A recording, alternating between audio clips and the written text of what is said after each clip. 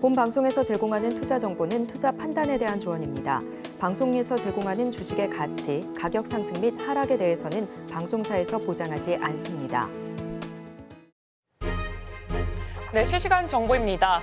미증시 일제 하락에도 비트코인은 6만 3천 달러를 유지했습니다.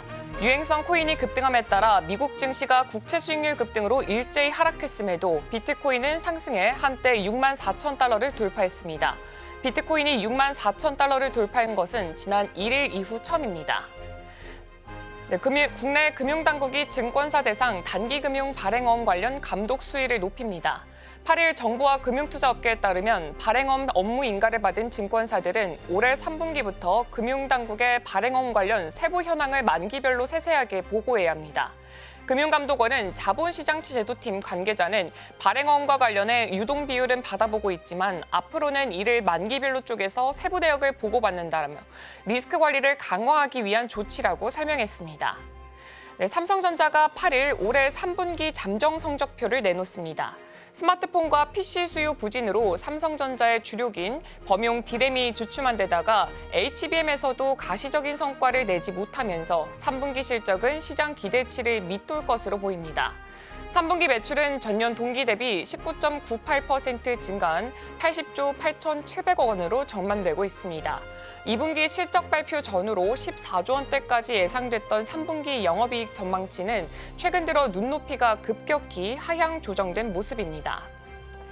게임 업체 주가가 PC와 콘솔 게임 성과 등에 힘입어서 반등하고 있습니다. 글로벌 시장을 겨냥한 대형 신작들이 좋은 평가를 얻으면서 지수보다 눈에 띄는 상승 탄력을 보여주고 있다는 분석입니다. 최근 3년간 지지부진하던 게임주가 반등한 데는 PC 콘솔 중심의 트리플 A급 대형 신작의 흥행이 자리하고 있습니다. 코로나 팬데믹 기간 상대적으로 개발이 쉬운 모바일 게임을 중심으로 단기간에 성과를 냈지만 이후 흥행 실패 등으로 실적이 부진했습니다. 그러나 최근 PC 콘솔 게임 등 플랫폼이 다양화가 돼서 또 글로벌 시장으로 활발한 진출을 통해 성장성 회복을 기대할 수 있다는 기대감이 영향을 미쳤다고 풀이되고 있습니다.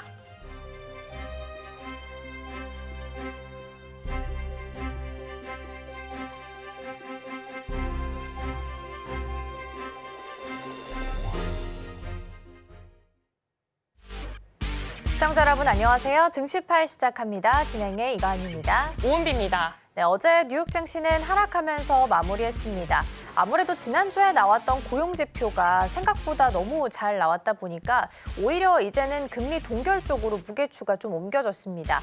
그러면서 10년물 국채 금리가 다시 한번 4%대로 급등을 한 부분도 좀 부담이 됐고요. 더불어서 중동의 지정학적 리스크가 불거지면서 WTI랑 브렌트유가 급등한 부분도 물가를 자극할 수 있기 때문에 여전히 부담감으로 남아 있습니다. 특히나 더불어서 이번 주 후반부터는 미국 시장에서 실적 발표가 시작되는 시즌이기 때문에 여기에 대한 경계감도 좀 남아 있었습니다. 그러면서 3대 지수 이런 부분들이 모두 혼합하면서 혼재된 양상을 보이며 하락 마감하는 모습을 보였습니다. 오늘 우리 시장은 가장 중요한 이벤트를 기다리고 있죠. 삼성전자 잠정 실적 발표가 아마 개장 전에 나올 것으로 예상되고 있는데요. 여기서 또 어떤 실적이 나오게 될지에 따라서 오늘 전체적인 주가의 향방도 어떻게 될지 함께 확인을 좀 해보셔야 될 것 같습니다. 네, 그렇다면은 지난 거래 우리 시장도 한번 짚어보도록 하겠습니다. 하락 출발했던 코스피 지수 같은 경우에는 장 초반 상승 전환했고요. 지난달 30일 이후 처음으로 2,600선에 안착을 했습니다. 코스닥 지수도 1%대 올라가면서 780선대에서 마무리를 지었습니다. 일단 반도체 투탑인 삼성전자와 그리고 SK하이닉스 모두 다 상승부를 키면서 마무리를 했는데요. 일단 오늘 잠정 실적 발표를 앞두고 있는 만큼 삼성전자의 주가는 어제 롤러코스터를 타는 모습을 보여줬습니다. 오전에 6만 원대가 무너지면서 5만 전자까지 내려가는 이 모습을 보여줬는데 오후 들어서 매수세가 들어오면서 6만 1,900원까지 올랐고요. 0.6%대 상승 마감을 했습니다. 또 SK하이닉스는 6%대 올라가면서 또 강세장으로 마무리를 연출했습니다. 유가증권시장 시가총액 상위 종목들은 또 대부분 빨간불을 켜면서 마무리를 지었습니다. 비전 공휴일을 열었던 LG 엔솔 같은 경우에는 4% 상승했고요. 현대차와 기아도 각각 3%대, 2%대 상승하는 모습을 보여줬습니다. 그리고 코리아 밸류업 지수 발표 이후로 지지부진한 모습을 보여줬던 금융주 또한 어제장에서 또 눈에 띄는 활약을 보여줬습니다. 일단 메리츠 금융지주는 장중 1년 내 최고가를 경신하는 모습을 보였고요. KB금융 신한지주도 모처럼 또 오름세를 나타내기도 했습니다. 또 중동 지역 갈등이 이어지면서 방산 업종 또한 잇따라서 1년 내 최고가를 만들어냈습니다. 한화 에어로스페이스는 장중에 36만 1,500원까지 올라가는 모습을 보여줬고요. 현대로템도 6만 1,300원까지 상승을 하면서 1년 중 가장 높은 모습을 나타내기도 했습니다. 코스닥 시가총액 상위 10개 종목에서는 또 2차 전지 관련 업종들이 강세장을 연출했는데요. 또 테슬라의 로보택시 기대감이 그 영향을 준 것으로 풀이가 되고 있습니다. 네, 이렇게 지난 거래 우리 시장 짚어봤습니다. 오늘도 저희와 함께 하시면서 현명한 투자 전략 세워보시길 바랍니다. 네, 오늘도 저희 방송과 함께 하시면서 전략들 꼼꼼하게 챙겨가셨으면 좋겠고요. 계속해서 다음 코너로 이어가 보도록 하겠습니다.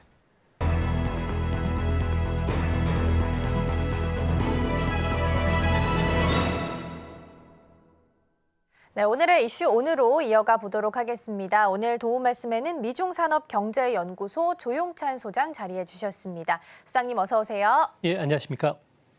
네, 먼저 오늘 주제부터 확인을 좀 해보도록 하겠습니다. 오늘의 주제는 중동 지정학적 리스크와 글로벌 경제 향방 살펴보겠고요. 10월의 첫날부터 이란이 이스라엘에 미사일을 발사를 했습니다. 그리고 이스라엘도 이제 재보복을 감행하겠다라고 이야기를 하면서 리스크 계속 커져가고 있고요. 가자지구 같은 경우엔 전쟁 1년 만에 지금 오늘 아침 보니까 후티, 하마스, 헤즈볼라 합동 공습했다라는 소식도 같이 전해졌습니다. 이렇게 지정학적 리스크가 심각해지다 보면 자연스럽게 위험 자산 회피 현상도 일어날 수 있을 것 같은데 어떻게 좀 보세요? 네, 그렇습니다. 지금 중동의 지정학적 위험이 날로 고조가 되고 있는데요. 이 때문에 오늘 새벽에 끝난 미국 증시도 하락을 했고요. WTI 가격 같은 경우에는 무려 3.9%나 급등을 했습니다.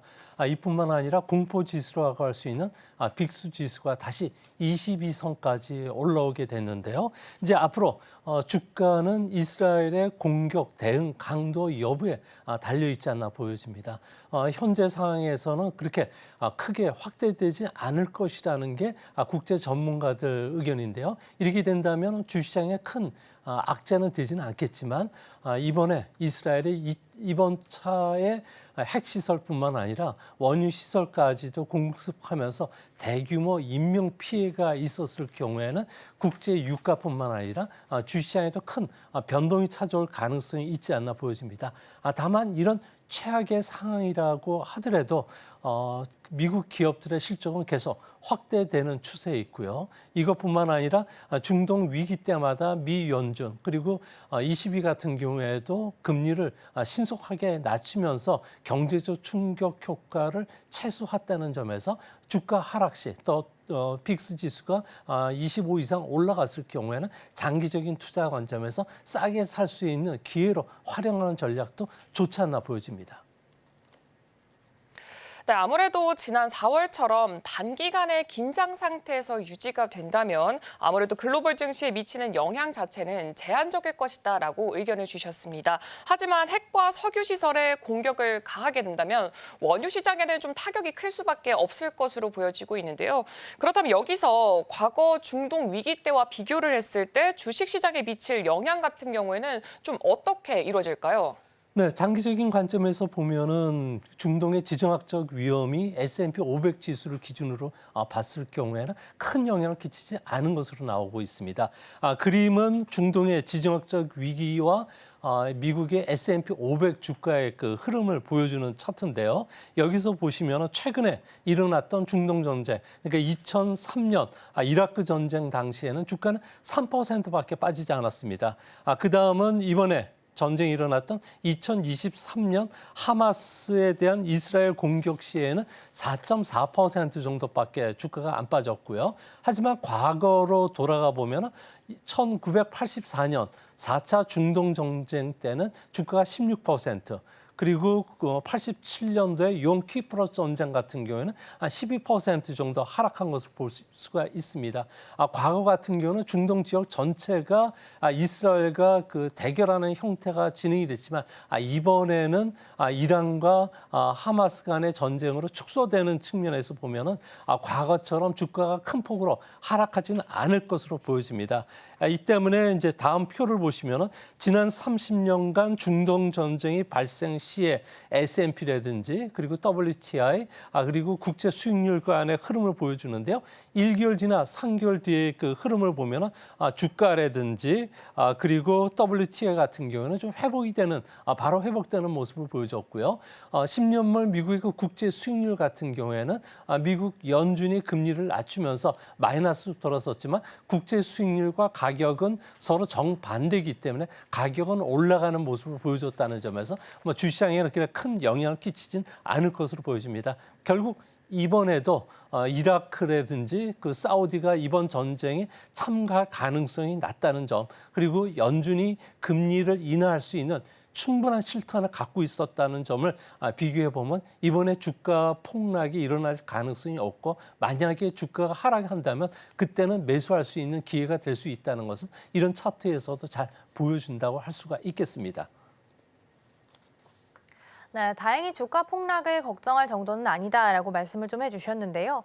근데 상대적으로 지정학적 리스크가 커지면 안전자산 선호 심리가 또 높아질 수밖에 없는 것 같습니다. 그래서인지 금이나 디지털 금이라고 불리는 비트코인까지도 가격이 좀 상승하고 있고, 금 같은 경우에는 온스당 2,690달러까지 치솟으면서 사상 최고치를 경신하기도 했습니다. 그러면 금 가격이 계속 올라간다면 사야 되나라는 고민도 드실 것 같아요. 어떻게 될까요? 네, 금은 그 중학교 때 그 화학 시간으로 돌아가면은 화학 기호가 CU입니다. CU라는 것은 오로라의 약자거든요. 어둠 속에서 스스로 빛을 발산한 귀금속이기 때문에 경기가 좀 위태롭거나 지정학적 위험이 높았을 경우에는 무국적 자산으로 투자 매력이 상당히 높아지는 그 특성을 갖고 있습니다. 특히 경기 후퇴기라든지 지정학적 위험이 더 높아졌을 경우에는 유동성도 높아지게 되고요. 희소성도 있기 때문에 적은 금액으로도 거래가 되고 있다는 점은 투자가들이 이런 쪽에 관심을 갖게 된다고 합니다. 현재 국제 금과 관련해서는 전 세계적으로 인간이 캐낸 금은 19만 톤 정도가 되는데요. 이 정도는 국제 수용장을 반 정도밖에 채우는 양밖에 되질 않는다고 합니다. 이제 앞으로 인간이 현재 기술로 채굴할 수 있는 양이 5만 톤 정도에 불과하기 때문에 가까운 미래에는 금이 고갈될 수밖에 없는데요.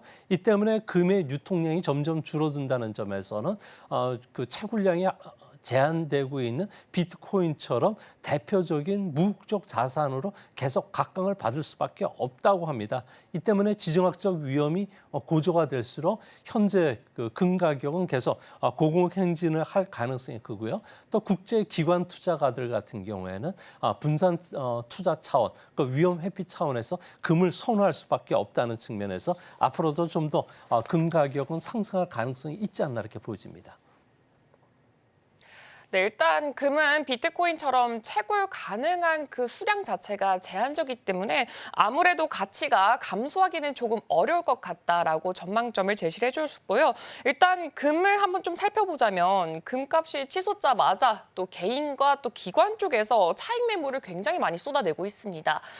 근데 지정학적 위험 자체가 수그러들어도 금값은 계속 오를 것이다라고 이렇게 보여지고 있는데 그 특별한 좀 이유가 있을까요? 네, 지금 저 같은 경우에도 금을 여러 그 군데에서 선물로 받은 적이 있었는데요. 이 금은 최근에 들어서 많이 팔았습니다. 하지만 금 가격이 계속 올라가는 것은 중국이라든지 러시아, 인도 같은 주요 중앙은행들이 기계적으로 계속 금을 사들이고 있기 때문에 그런데요. 아무래도 미중 간의 갈등 문제도 있긴 하지만 가장 중요한 것은 달러 그 패권을 지탱했던 5.1달러 체제가 이제 끝을 보임에 따라서 브릭스 플러스 국가들이죠. 그러니까 사우디라든지 그 이란까지 포함된 이런 나라들 10개국이 이제부터는 새로운 통화라고는 더 유니트를 이제 만들기 시작을 했다는 겁니다. 이 브릭스의 새 통화인 그 더 유니트 같은 경우에는 통화 가치가 금이 40% 포함되고 있고요.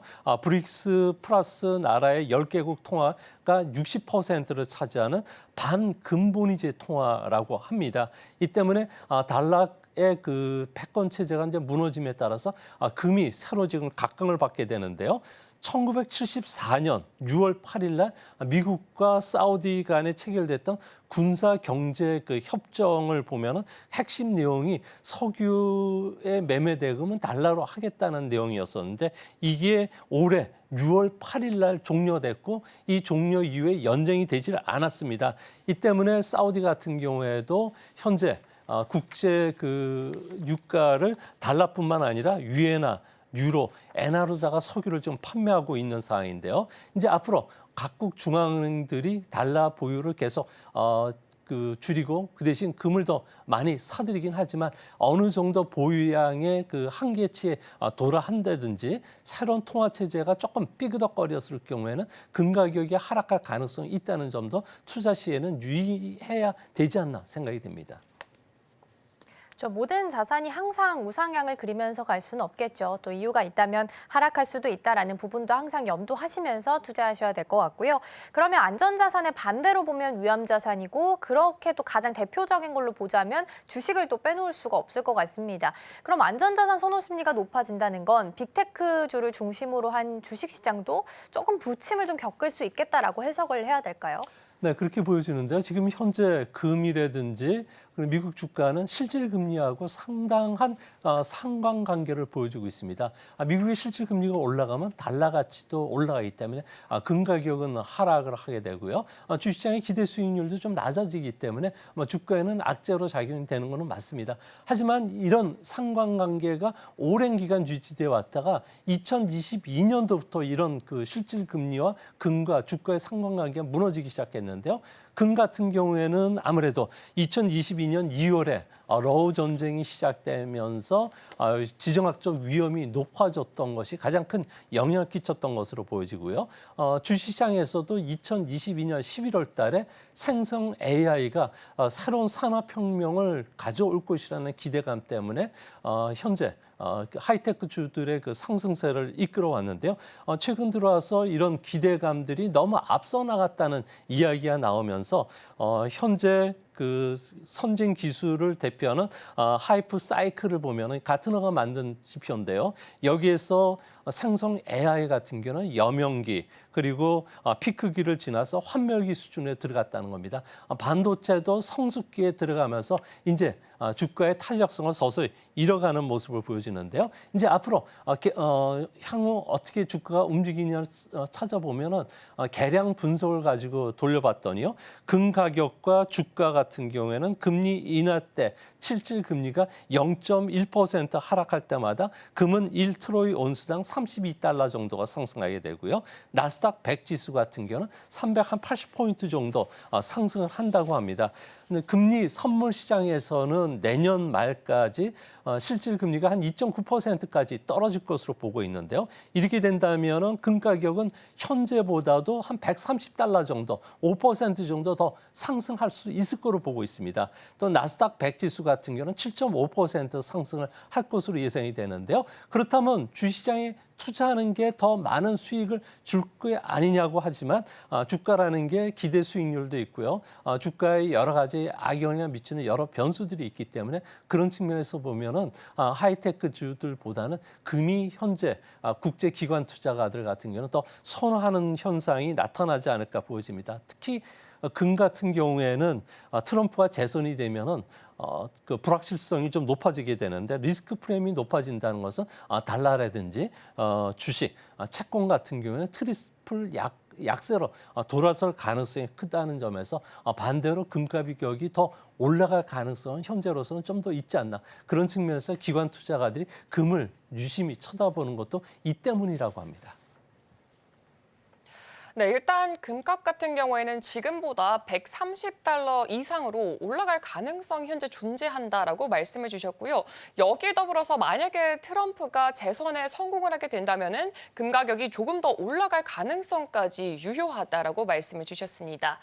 네, 그렇다면은 지금 트럼프 이야기가 나오면서 대선 이야기를 안 해볼 수가 없을 것 같은데요. 지금 이 시점에서는 정말 20여일이 채 남지가 않은 상황에 놓여져 있습니다. 근데 지금 일단 지정학적 위험까지도 현재 국제시장에서는 불거지고 있는 만큼 아무래도 대선까지 영향을 받는 건 아닌가 싶은데 지금 어떻게 보시나요? 네, 여론조사를 보면은 편파성이라든지 오류가 항상 개입이 되기 때문에 어느 특정 연구기관이라든지 조사기관 자료를 참고하실 필요는 없고요. 전체 700개 기관들의 평균치를 보셔야 되는데 이 평균치를 보면은 해리스가 한 2% 정도 앞서가는 모습을 보여주고 있습니다. 선거인단 같은 경우에는 93석이 걸려있는 격전지 7곳이 가장 중요한데요. 7곳이 조금 최근 들어와서 고착 상태에서 트럼프 쪽으로 조금 이동하는 모습을 보여주고 있습니다. 이는 옥토버 서프라이즈라 그래서 10월 달만 되면은 선거가 일어나는 해 10월은 이상할 정도로 대형 사고나 사건들이 계속 일어나면서 선거에 영향을 줘왔는데요. 이번에도 옥토버 서프라이즈가 일어나고 있다는 겁니다.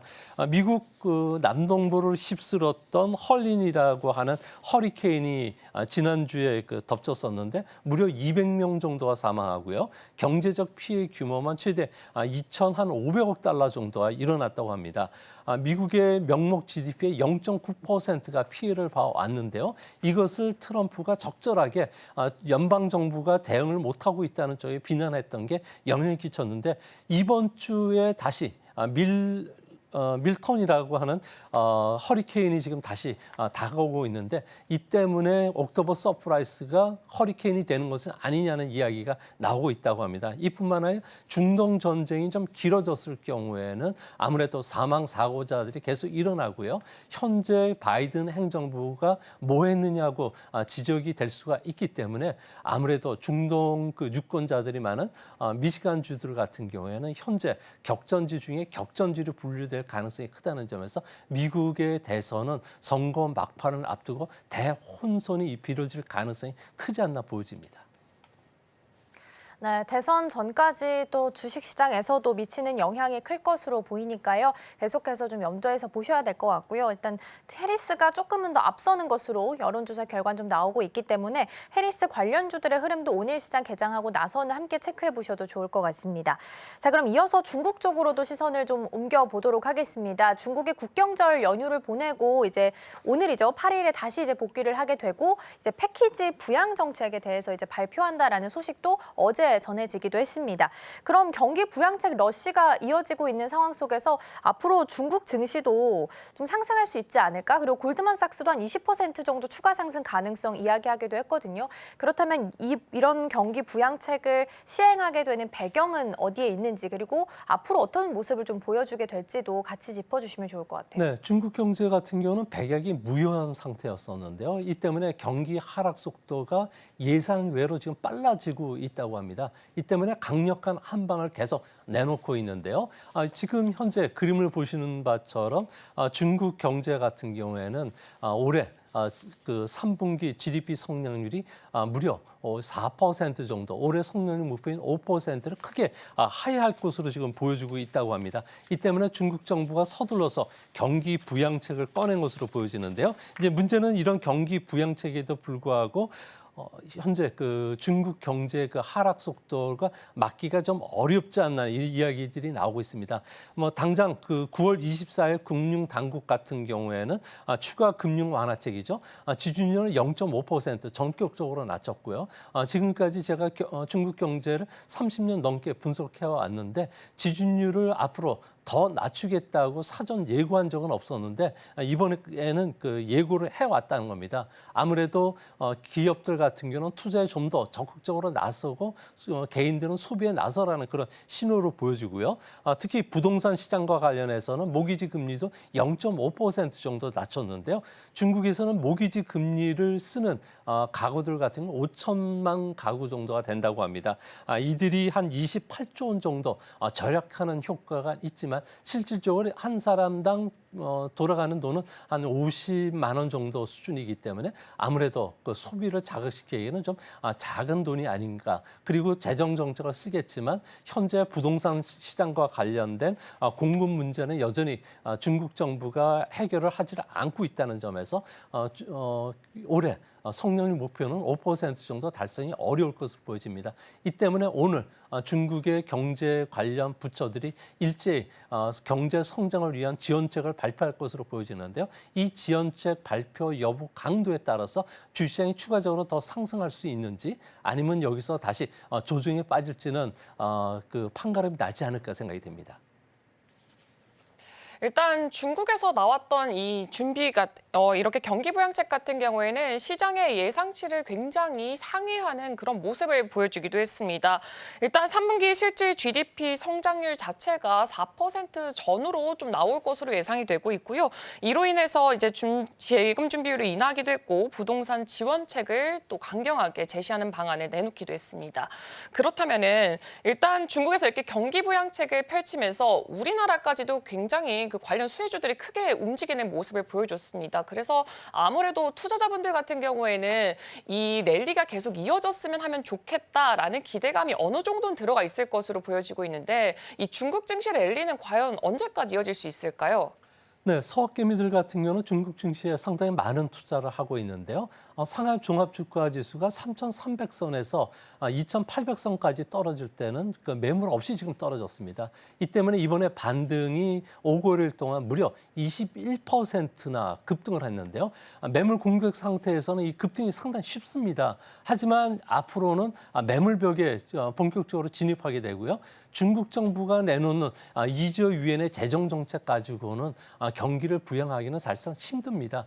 시장이 요구하는 건 10조 위안까지 계속 확대시켜 달라는 이야기인데요. 하지만 이 10조 위안까지 하기 위해서는 중국 정부가 재정과 관련된 귀약인 그 GDP 대비 4%를 넘어서 5%, 6%까지 더 확대시켜야 된다고 합니다. 이렇게 됐을 경우에는 그야말로 은행들 같은 경우에도 좀 비상이 걸린 상태에서 추가적인 그 자금 집행을 해야 되겠고요. 국채나 지방채 발행이 더 늘어난다면 향후에 이와 관련된 회색 코뿔소 출현도 이야기가 될 수가 있기 때문에 이렇게 그 시장이 원하는 공격적이고 강력한 한 방이 주기는 상당히 어렵지 않나 보여집니다. 그런 측면에서 보면은 현재 중국과 관련된 가장 중요한 부동산과 관련 대책이 나와야 되는데 민간 부동산 개발 기업까지 경기를 회복시킨다든지 또 개인들이 갖고 있는 투기주택까지 물량을 해소시켜주기 위해는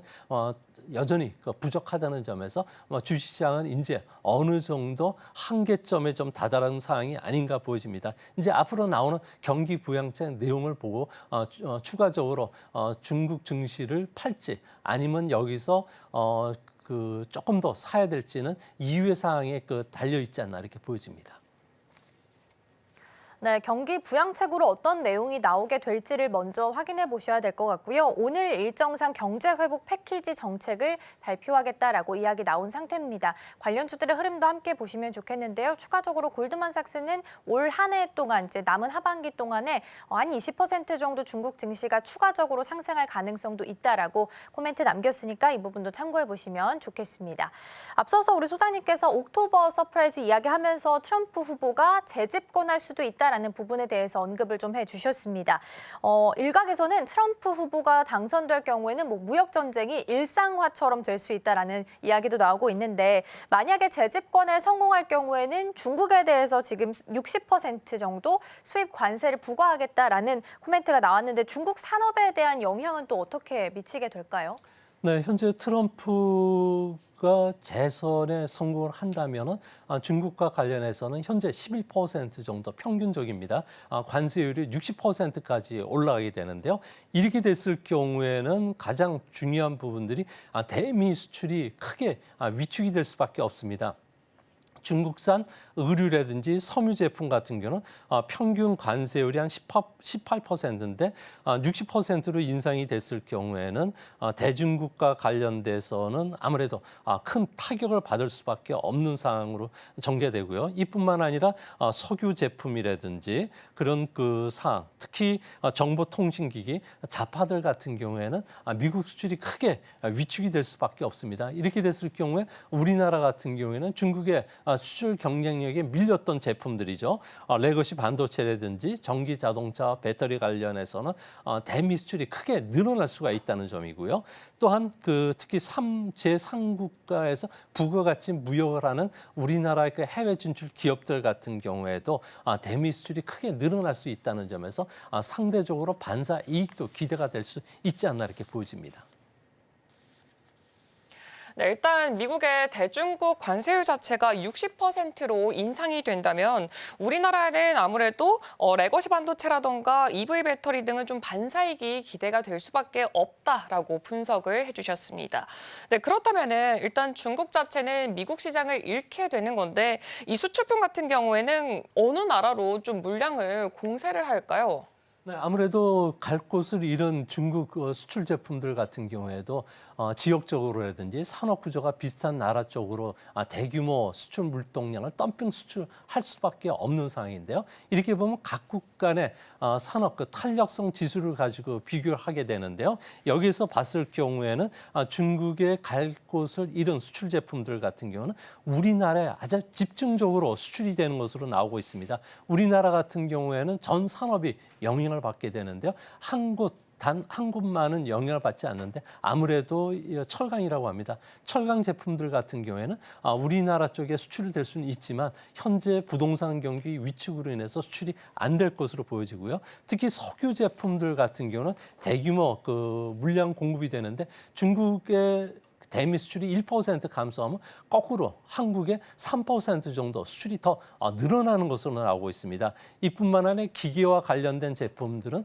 대부분의 2% 정도 더 수출이 더 늘어나게 되고요. 정보통신기기 같은 경우, 자파들 같은 경우는 2에서 3% 정도 물량이 좀 밀려올 것이라고 합니다. 이뿐만 아니라 말레이시아라든지 필리핀, 동남아시아, 베트남 같은 경우에도 대규모 수출 물동량이 밀려오면서 아시아 시장은 그야말로 중국산 수출 제품으로 인해서 덤핑 관세가 또 되고 또 상계 관세도 부과가 될 수 있다는 측면에서 앞으로 미국의 트럼프가 재집권됐을 경우 아시아 시장까지도 그 후폭풍이 밀려올 가능성이 크다는 점에서 우리나라 수출은 한편으로는 증가도 하겠지만 한편으로는 수입 시장이 좀 어려워지는 측면도 있지 않나 이렇게 보여집니다. 그러게 어떤 후보가 집권을 하는지에 따라서 달라질 수 있겠지만 트럼프 후보가 재집권에 성공을 하게 된다면 아시아 전반적으로 봤을 때는 수입하는 기업들에게는 좋지 않을 수도 있겠다라는 부분도 함께 남겨주셨습니다. 오늘 도움 말씀은 여기까지 듣도록 하겠습니다. 소장님 고맙습니다. 네, 오늘 방송 내용 다시 한번 화면을 통해서 정리해보고요. 계속해서 다음 코너로 이어가 보도록 하겠습니다.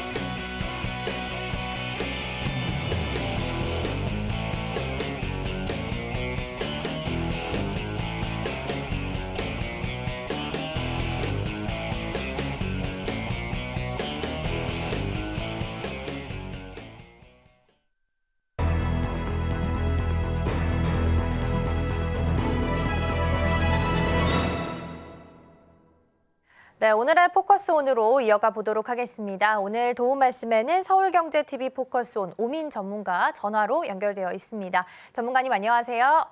예, 안녕하세요. 네, 먼저 종목 리뷰부터 만나보도록 하겠습니다. 오늘 프리시전 바이오부터 만나볼 텐데요. 이후 종목들 어떻게 좀 추세 이어나가면 좋을까요? 프리시전 바이오 같은 경우에는 지금 이제 상한가 이제 점상으로 움직였죠. 점상으로 움직였다가 정고점 이제 매물대를 한번 맞고 장대 음봉으로 빠진 상황이에요. 장대 음봉으로 빠진 상황에서 지금 이제 시가가 이제 마감이 됐기 때문에 지금 이 자리에서는 추가적인 매수는 좀 불필요하다라고 이제 좀 말씀을 드리도록 하겠고요. 애초에 이제 지정했던 목표가 부분까지는 이제 올라와 줬어요. 그렇기 때문에 지금 매수는 아마 들어가지 못하셨을 거예요. 그러니까 이거는 이제 수익률이라고 할 수는 없겠지만 일단 올라왔다가 제가 이제 얘기했던 타점 밑으로 이제는 한 파동 이제 내려오는 거를 좀 기다렸다가 이 추세를 이탈 여부를 좀 확인하고 이 추세에 대한 이탈 여부를 좀 확인하고 지지 이탈 여부를 좀 확인을 하고 이 자리에서 한번 이제 내려왔다가 올라오는 자리를 한번 이제 노려보고 이 자리 이제 아마 타점은 조금 높아질 수 있어요. 제가 말씀드렸던 타점보다는 높아질 수 있겠지만 조금 더 기다렸다가 이후에 추가적인 이제 상승의 흐름으로 이제 전환했을 때 이제 다시 재진입하는 관점에서 좀 지켜보면 좋을 것 같고요. 피로틱스 같은 경우에는 상승세가 좀 무서워요. 피로틱스 같은 경우는 지속적으로 이제 정고점 매물대 한번 나와주고 목표가인 24,000원까지 이제 한번 다시 다시 올라주려는 움직임이 보여지고 있는데 피로틱스 같은 경우는 지금 이제 유리기판 관련해서 반도체 쪽이 지금 어떻게 보면 수혜를 좀 받고 있지는 않지만 그래도 지속적으로 어떻게 보면 수요가 늘어나고 있다. 수요가 늘어나고 있기 때문에 충분히 상승에 대한 부분을 우리가 좀 노려볼 수 있을 것 같다라고 이제 말씀을 드릴 수 있겠고 이 부분을 또 놓치지 않고 이제 또 제가 잡아 들어간 종목이었기 때문에 목표가까지 충분한 홀딩 만들어낼 수 있겠다라고 이제 보여지는 종목입니다. 지금 이 자리에서 추가적인 진입도 가능하긴 하겠지만 손절가는 2만 원 잡으셔야 돼요. 좀 짧게 잡으셔야 돼요. 지금 이 자리에서 진입도 가능하긴 하지만 추가적인 대응을 하시자면은 2만 원을 손절 잡고 추가적인 대응까지 또 가능하다라고 이제 말씀을 드릴 수 있겠고 어떻게 보면은 지금 LG 에너지 솔루션 종목이 지금 좋은 흐름도 만들어내주고 있어요.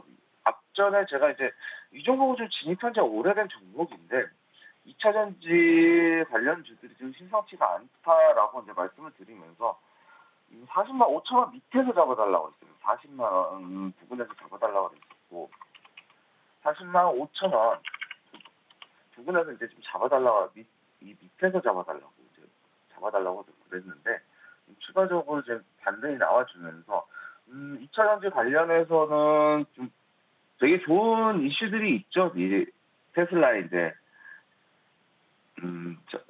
로보택시 데이라고 해서 이제 한국 시간으로 이제 10월 11일 날, 그러니까 미국 시간으로는 이제 10일인데 한국 시간으로는 10월 11일 얼마 안 남았어요. 11일 오전 11시로 이제 일정이 잡혀 있기 때문에 이 로보택시 데이 행사에서 FSD 자율주행 그리고 FSD로 인해서 로보택시가 이제 출시가 되면 이거에 따른 2차 전지의 수요가 늘어날 수 있겠다라는 이러한 이슈들이 있음에 따라서 2차 전지 관련주들이 좀 상승세를 보여주고 있어요. 그리고 리튬 관련주들이 어제 또 전반적으로 또 상승이 나왔던 부분이기 때문에 추가적인 상승 한번 또 노려볼 수 있겠다. 목표가까지는 이제 얼마 남지 않았다라고 말씀드리도록 하겠습니다. 네, 리뷰 먼저 만나봤고요. LG 에너지 솔루션 같은 경우에는 2차 전지 가장 대장주로 움직이고 있죠. 목표가까지 얼마 남지 않았습니다. 추가적인 상승 이어갈 수 있을지 보시면 좋을 것 같고요. 이번 주에 테슬라가 10월 10일 기준으로 현지 시간 기준으로 지금 로보택시 이벤트가 앞두고 있습니다. 우리 시간으로는 금요일 오전 11시에 확인이 가능하기 때문에 이때도 추가적인 상승을 이어갈 수 있을지도 함께 보시면 좋을 것 같습니다. 자, 그럼 이어서 시간의 특징주도 함께 살펴보도록 하겠습니다. 네, 시간의 특징주 종목입니다. 펩트론, K옥션, 인벤티지랩, 서울옥션, 갤럭시아 머니트리 자리하고 있고요. 10월 말에 비만 치료제인 위고비가 한국에 상륙하죠. 그러면서 자연스럽게 비만 치료제들이 강세를 이어가는 분위기입니다. 이런 가운데 펩트론이 일라이릴리와 플랫폼 기술 평가 계약을 체결했다는 소식이 전해졌고요. 펩트론이 비만 치료제의 대표주 중 하나이기 때문에 같이 영향을 줄 수 있을지도 지켜보시면 좋겠습니다. 네, 시간의 특징도 함께 살펴봤는데요. 전문가님, 이 중에서 오늘장 안에서 추가적으로 움직일 만한 종목이 있다면 어떤 종목이 있을까요? 일단은 비만 치료제와 관련된 제약 바이오 섹터들의 움직임이 좀 심상치가 않아요. 캡트론부터 살펴보도록 할게요. 캡트론 같은 경우에는 지금 이제 한번 올라왔어요. 올라오고 나서 추가적으로 이제 왔기 때문에 움직인다면은 요 돌파 자리가 나와줘야지 좀 움직일 것 같다. 하지만 지금 어떻게 보면 비만 치료제 일라일리 관련해서 지속적인 이슈가 있기 때문에 지금 아직 이슈가 살아있는 종목이기 때문에 추가적으로 좀 대응을 해보는 것도 좋지 않을까라는 생각이 들고요. 그리고 이 캡트론하고 이제 같이 볼만한 종목들이 또 인벤티지랩이거든요. 인벤티지랩인데 인벤티지랩 같은 경우에는 지금 어느 정도 자리를 잡았어요. 가장 이제 어떻게 보면 움직일 수 있는 종목보다는 추가적으로 이제 상승이 가능한 부분, 그리고 단발적인 상승보다는 좀 지속적으로 상승할 수 있는 부분들을 우리가 좀 노려봐야 될 것 같다라고 저는 이제 강조를 드리고 싶은데, 지금 인벤티지랩 종목이 좀 심상치가 않아 보여요. 지금 위치 자체가 전고점을 이제 한번 터치를 하고 상승 추세를 만들어내고 있는 1파, 2회, 2파, 2파 자리거든요.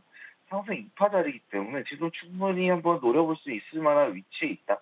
하지만 추세에 대한 지지선이 좀 열려 있기 때문에 이 부분과 관련해서는 좀 분할 매수에 대한 관점 한번 노려보면서 비중 소폭 좀 챙겨갔다가 지금 가격에서 진입해보는 거 나쁘지 않다라고 저는 사실 보여지고 있고요.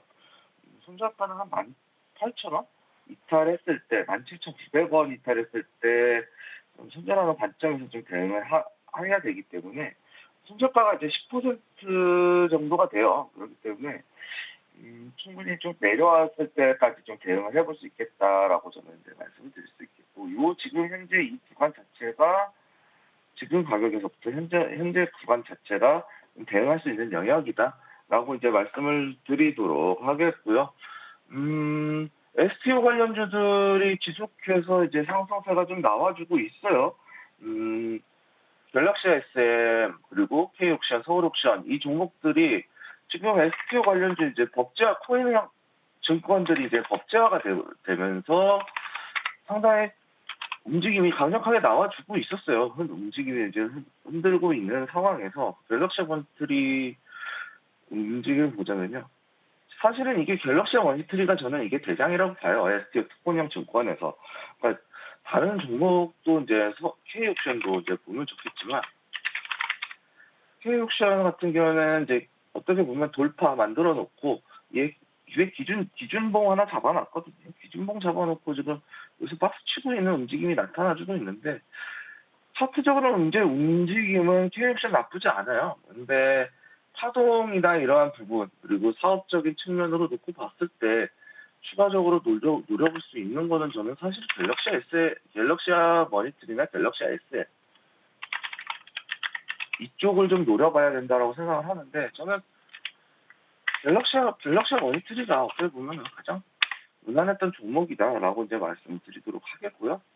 갤럭시아 머니터리 지속적으로 조금 충분히 노려볼 수 있는 종목이다라고 이제 말씀을 드리도록 하겠습니다. 네, 일단 시간 외에서는 비만 치료제 관련 종목들이 좀 강세를 크게 나타냈습니다. 특히나 이 펩트론 같은 경우에는 일라이릴리와 플랫폼 기술 평가 계약을 체결했다라는 소식이 좀 7일째 나왔기 때문에 오늘 우리 시장 속에서 어떤 주가 흐름 보여줄지 한번 주목해 보시면 좋을 것 같습니다. 네, 그렇다면 전문가님, 오늘 우리 시장 속에서는 좀 어떤 종목들 위주로 살펴보는 게 좋을까요? 저는 일단은 종목과 관련해서는 이제 흥국 FMB라는 종목을 좀 갖고 와봤는데요. 한국 F&B 같은 경우에는 이제 식음료와 관련된 종목인데, 지금 식음료와 관련돼서 지금 2분기 매출이 이제 상당히 잘 나왔어요. 올 여름 상당히 더웠잖아요. 더우면서 이제 음료 베이스에 대한 판매 실적이 엄청나게 좋았다고 해요. 그런데 그럼에도 불구하고 2분기 실적이 잘 나왔음에도 불구하고 지금 지속적으로 계절성을 타고 있는 종목이기 때문에 주가가 이제 좀 많이 내려온 상황이거든요.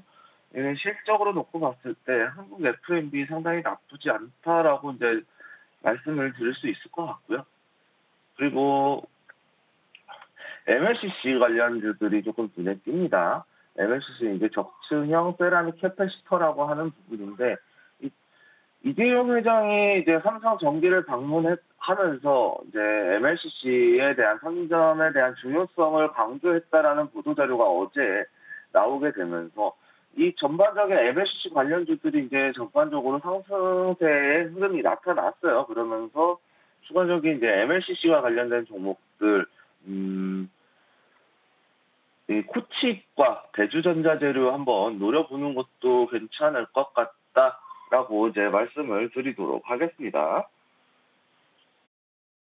네, 일단 오늘 우리 시장 속에서는 한국 F&B와 MLCC 관련주들을 좀 위주로 살펴보는 게 좋을 것 같다라고 말씀을 주셨고요. 한국 F&B 같은 경우에는 브랜드 중에 테일러 팜스의 이 아시아 시장 확대가 조금 더 기대가 된다라는 점도 한번 주목해 보시면 좋을 것 같습니다. 네, 그렇다면 전문가님 여기서 또 탑픽주 어떤 게 있을까요? 저는 일단 코칩이라는 종목을 선택을 좀 했고요. 코칩이란 기업이 어떤 기업이냐면요. 삼성전기의 이제 총판 대리점의 계약이 이제 체결되어 있는 그런 회사인데, 삼성전기의 MLCC 유통 사업을 영위를 한다고 해요. MLCC에 대한 유통 사업을 영위를 하는데, 이 MLCC 아까 말씀드렸던 대로 삼성 이재용 회장이 MLCC에 관련된 부분, 이 전기차에는 전장용 MLCC가 들어가는데, 이 전장용 MLCC가 일반 MLCC에 비해서 3배가 높다라면서 이제 고부가 가치 상품에 대해서 좀 집중을 하겠다라는 이제 MLCC 시장도 이제 이러한 부분들을 강조를 했고요. MLCC 시장이 지금 2배 이상 성장이 될 것이다라고 이런 전망치가 나와 있기 때문에 지금 이 부분과 관련해서 MLCC 적층 세라믹 캐패시터라는 부분들이 이 부품이 어떻게 보면은 앞으로 나갈 수 있는 이러한 부분들, 2차 전기차의 확대가 다시 시작이 된다라고 봤을 때는 고부가용 전장용 MLCC가 충분히 또 상승이 나와줄 수 있겠다라고 이제 저는 기본적인 분석상으로는 이런 흐름에서 충분히 MLCC와 관련된 부분들이 다시 한번 시장의 주목을 받을 수 있겠다라고 이제 말씀을 드릴 수 있고요. 그리고 전반적으로 이제 차트적으로 놓고 봤을 때는 지금 상장 이후에 올해 5월에 상장한 신규 상장주인데, 지금 이 위치에서 계속해서 주가가 빠졌어요. 주가가 빠졌는데 지금 최근 들어 올려주는 움직임이 나와줬거든요. 지금 이러면서 이 앞전에 대한 매물대까지 한번 소화를 시켰죠. 이 매물대 소화가 정말 저는 중요하다고 생각을 해요. 그러면서 이 앞전에 대해서 거래량이 터져주면서 그 앞전에 있던 매물대들이 이렇게 지금 현재 매물대가 교환된 모습이 나타나고 있어요. 그러면서 추가적으로 이제 강력하게 한파동이 나왔는데, 이렇게 한파동이 나왔거든요. 한파동이 나와주면서 상승에 대한 흐름이 이제 충분히 나타낼 수 있겠다라고 이제 말씀을 드릴 수 있겠고요. 코치 같은 경우에 진입가를 지금 14,500원에서 한번 진입을 해보는 게 정말 좋을 것 같다. 약간 내려오는 자리에서. 왜냐? 윗꼬리가 달렸기 때문에 이 윗꼬리가 저는 윗꼬리는 이제 운봉의 영역이라고 생각하시면 돼요. 저는 이렇게 생각을 하고 있기 때문에 이 윗꼬리가 길기 때문에 약간 내려온 자리에서 충분히 한번 노려볼 수 있겠다라고 말씀을 드릴 수 있겠고요. 저는 이 종목 조금 열어놓고 보게 되면 저는 사실은 좀 들고 가고 싶어요. 그런데 들고 가고 싶은 종목이긴 하지만 일단은 좀 짧게 봐야 될 것 같아요. 내려오게 되면 파동이 저점에서 40%가량 이제 상승을 했다가 아직까지는 조정이거든요. 단기적인 하락을 맞으면서 조정을 받고 있는 구간이기 때문에 열어놓고 보기에는 손절폭이 너무 커요. 그렇기 때문에 13,000원까지 약간만 손절가를 13,000원까지만 열어놓고 좀 보시면 될 것 같고요. 목표가는 16,250원 윗꼬리에 대한 부분까지 좀 윗꼬리 초위까지만 일단 목표가로 좀 잡아보려고 합니다. 그러고 나서 추가적으로 상승이 나왔을 때 17,000원 부분에 이제 돌파까지 한번 노려보는 것까지 한번 추가적인 대응 한번 말씀드리도록 하면서 코칩에 대한 종목 소개 마치도록 하겠습니다. 네, 먼저 오늘의 탑픽 종목 만나봤습니다. 종목명은 코칩이고요. 어제 삼성전기 관련한 소식이 나왔었죠. 이재용 삼성전자 회장이 필리핀 삼성전기 법인을 방문을 하게 되면서 관련된 종목들 찾기에 좀 바쁜 모습이었습니다. 오늘 장 안에서 코칩이 추가적으로 움직임 보일 수 있을지 함께 확인해 보시면 좋겠고요. 가격 전략은 다시 한번 화면을 통해서 정리해 보도록 하겠습니다. 네, 오늘의 탑픽 종목은 코칩입니다. 이재용 삼성전자 회장이 삼성전기 필리핀 법인을 방문을 했습니다. 사업을 점검하면서 미래 먹거리로서 MLCC 시장을 선점하자라고 언급을 좀 했고요. 목표가로는 16,250원, 손절가로는 13,000원 주셨으니까요. 이탈하지 않는지 함께 보시면 좋겠습니다.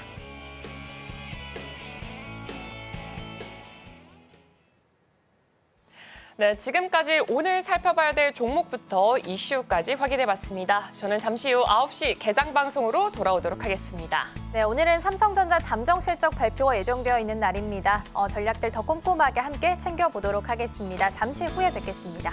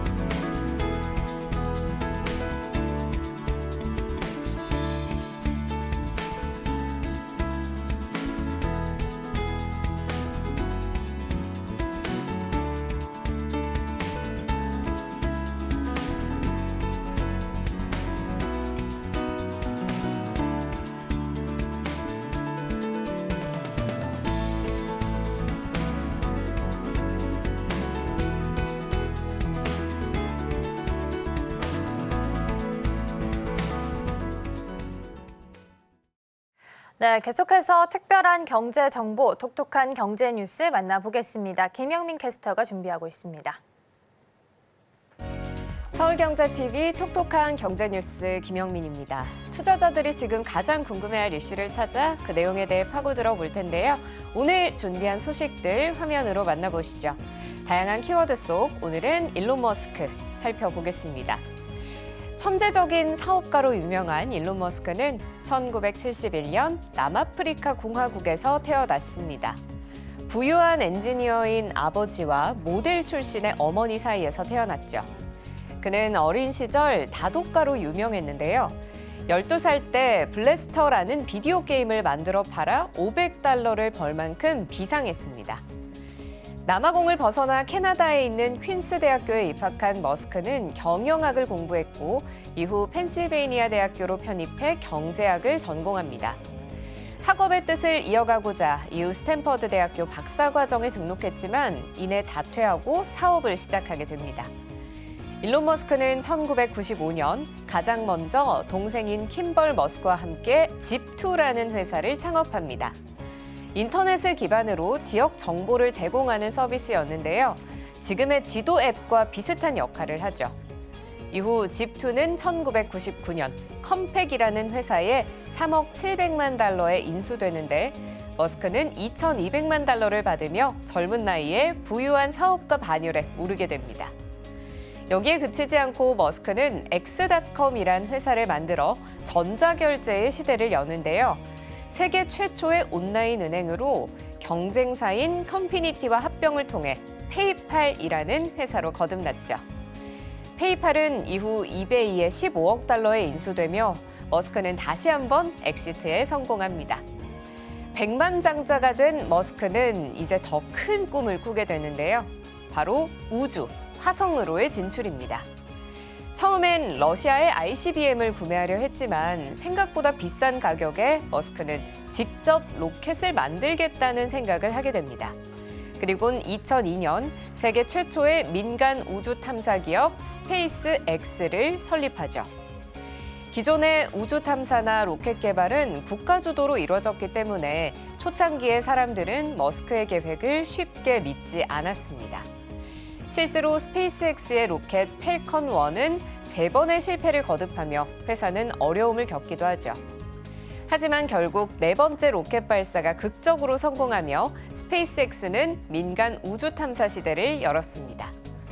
현재 스페이스X는 나사의 지원을 받으며 수많은 우주 사업을 진행하고 있는데요.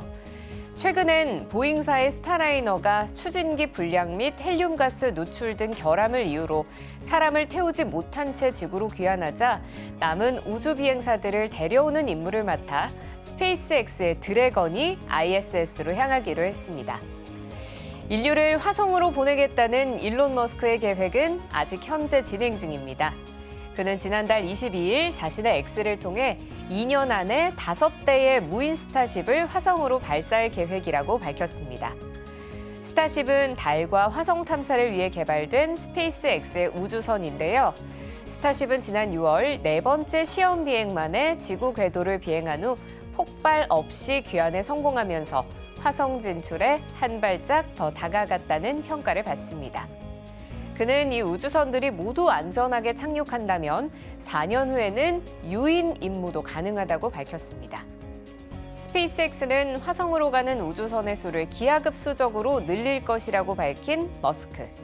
우주여행자가 되고 싶은 모든 사람이 화성에 갈 수 있도록 하고 싶다는 계획도 밝혔는데요. 그의 최종 목표는 2050년까지 화성에 100만 명을 이주시키는 겁니다. 일론 머스크는 전기차 기업인 테슬라의 CEO로도 잘 알려져 있죠. 하지만 그는 테슬라의 창립자는 아니었습니다. 테슬라는 2003년 마틴 에버하드와 마크 타페닝이 창립했는데요. 머스크는 투자자로 참여했고 몇 년 후 최대 주주 자리에 올라 결국 2007년 CEO가 됩니다. 테슬라가 가장 처음 선보인 전기차는 바로 로드스터였습니다. 로드스터의 초기 개발 비용과 높은 원가로 테슬라는 심각한 재정난을 겪기도 했지만 이내 2012년 출시된 모델 S가 엄청난 호평을 받으며 이 모델로 인해 테슬라의 주가는 2013년에 328%나 급상승했습니다. 모델 S는 2013년 소비자 전문지 컨슈머 리포트에 미국 최고의 자동차로 선정되기도 했죠. 테슬라는 현재 7,976억 달러의 시가총액을 가진 명실상부 가장 큰 기업 중 하나로 평가받고 있습니다. 하지만 테슬라는 최근 몇 가지 악재에 시달리고 있는데요. 3분기 차량 인도량이 46만 2,890대로 시장의 기대를 밑돌았습니다. 물론 전년 동기 대비 6.4% 상승한 수치지만 주가는 이날 전장보다 6% 급락해 거래되기도 했습니다.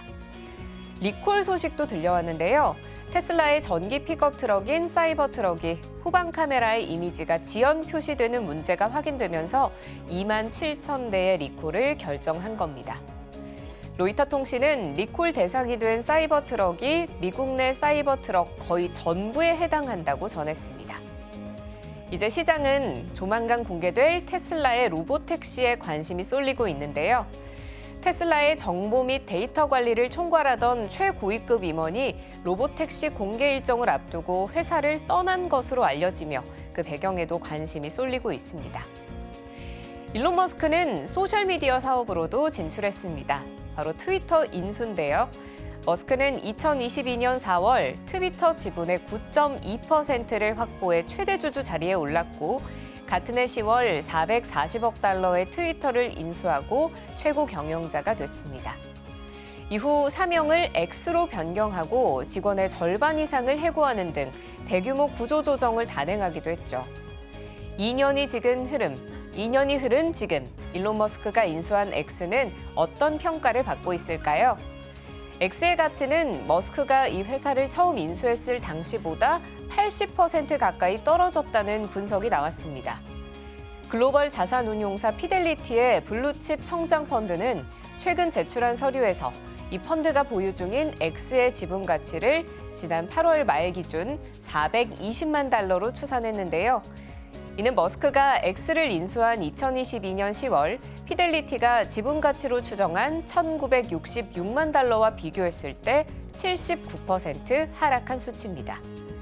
분석가들은 피델리티가 주로 X의 광고 매출 감소를 반영해 기업 가치를 추산했을 거라고 설명했습니다. 실제로 마케팅 대행업체 칸타의 최근 조사에서 주요 글로벌 마케터 중 26%가 X에 대한 광고 지출을 내년에 줄일 것이라고 답했는데요. CNN은 이는 주요 글로벌 광고 플랫폼 가운데 가장 가파른 감소세라고 전하며 X의 활성 이용자 수도 감소세라고 덧붙였습니다. 오늘 제가 준비한 소식은 여기까지입니다. 계속해서 서울경제TV 증시구 개장방송 함께 하시면서 오늘 시장 대응하시길 바랍니다.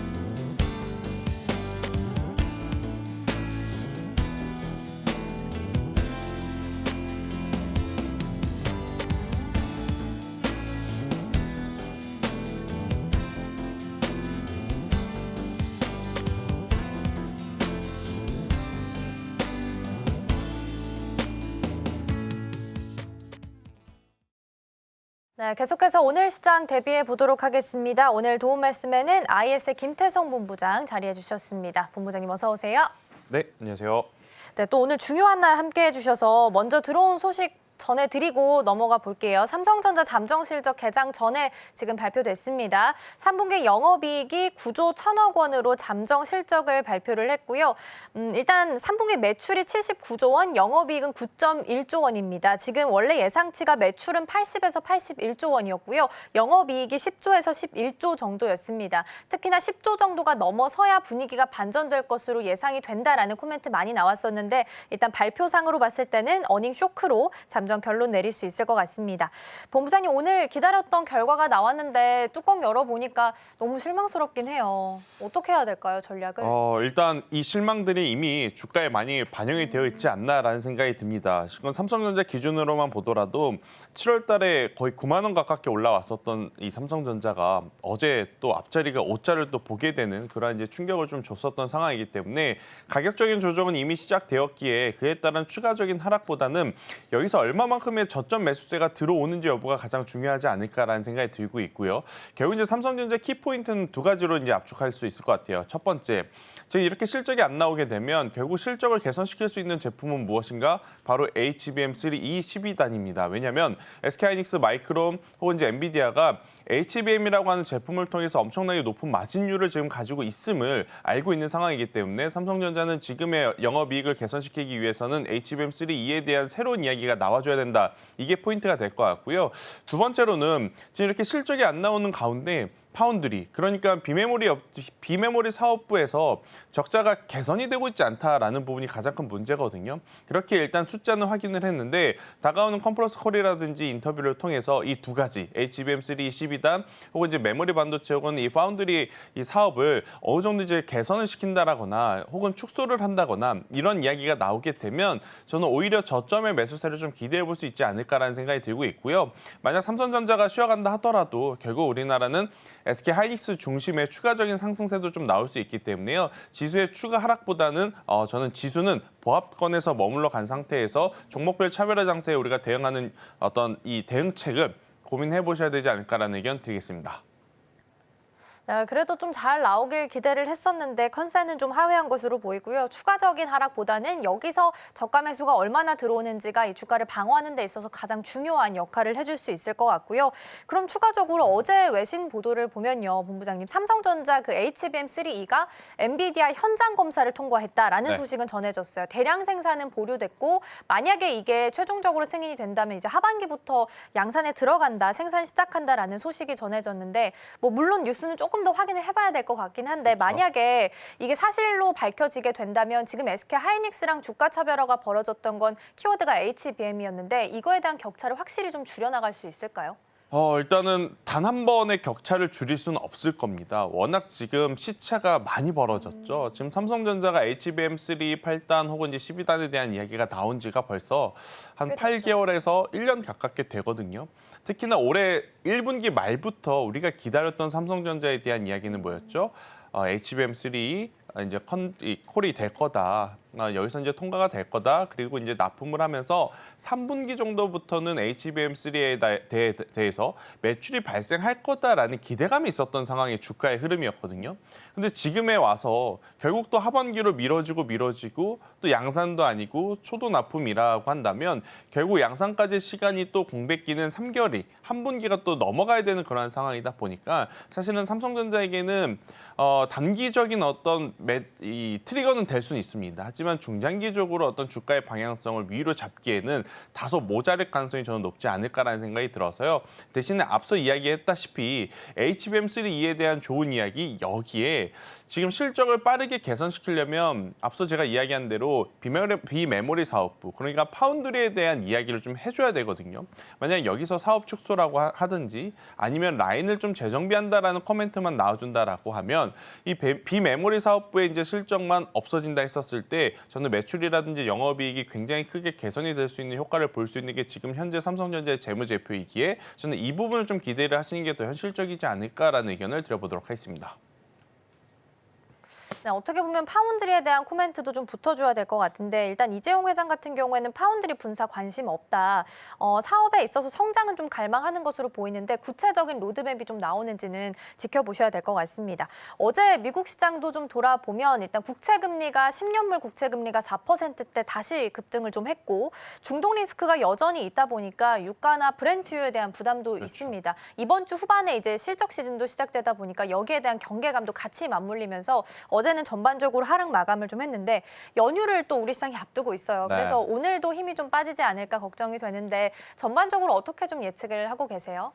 일단 오늘 우리가 믿고 비빌 언더 이 표현이 맞을지 모르겠지만 크게 두 가지가 있었습니다. 일단 첫 번째 삼성전자가 생각한 것보다 실적이 잘 나온다면 이거였는데 일단 첫 번째 카드는 다소 조금 의미가 퇴색이 됐죠. 그럼 두 번째 카드는 무엇인가?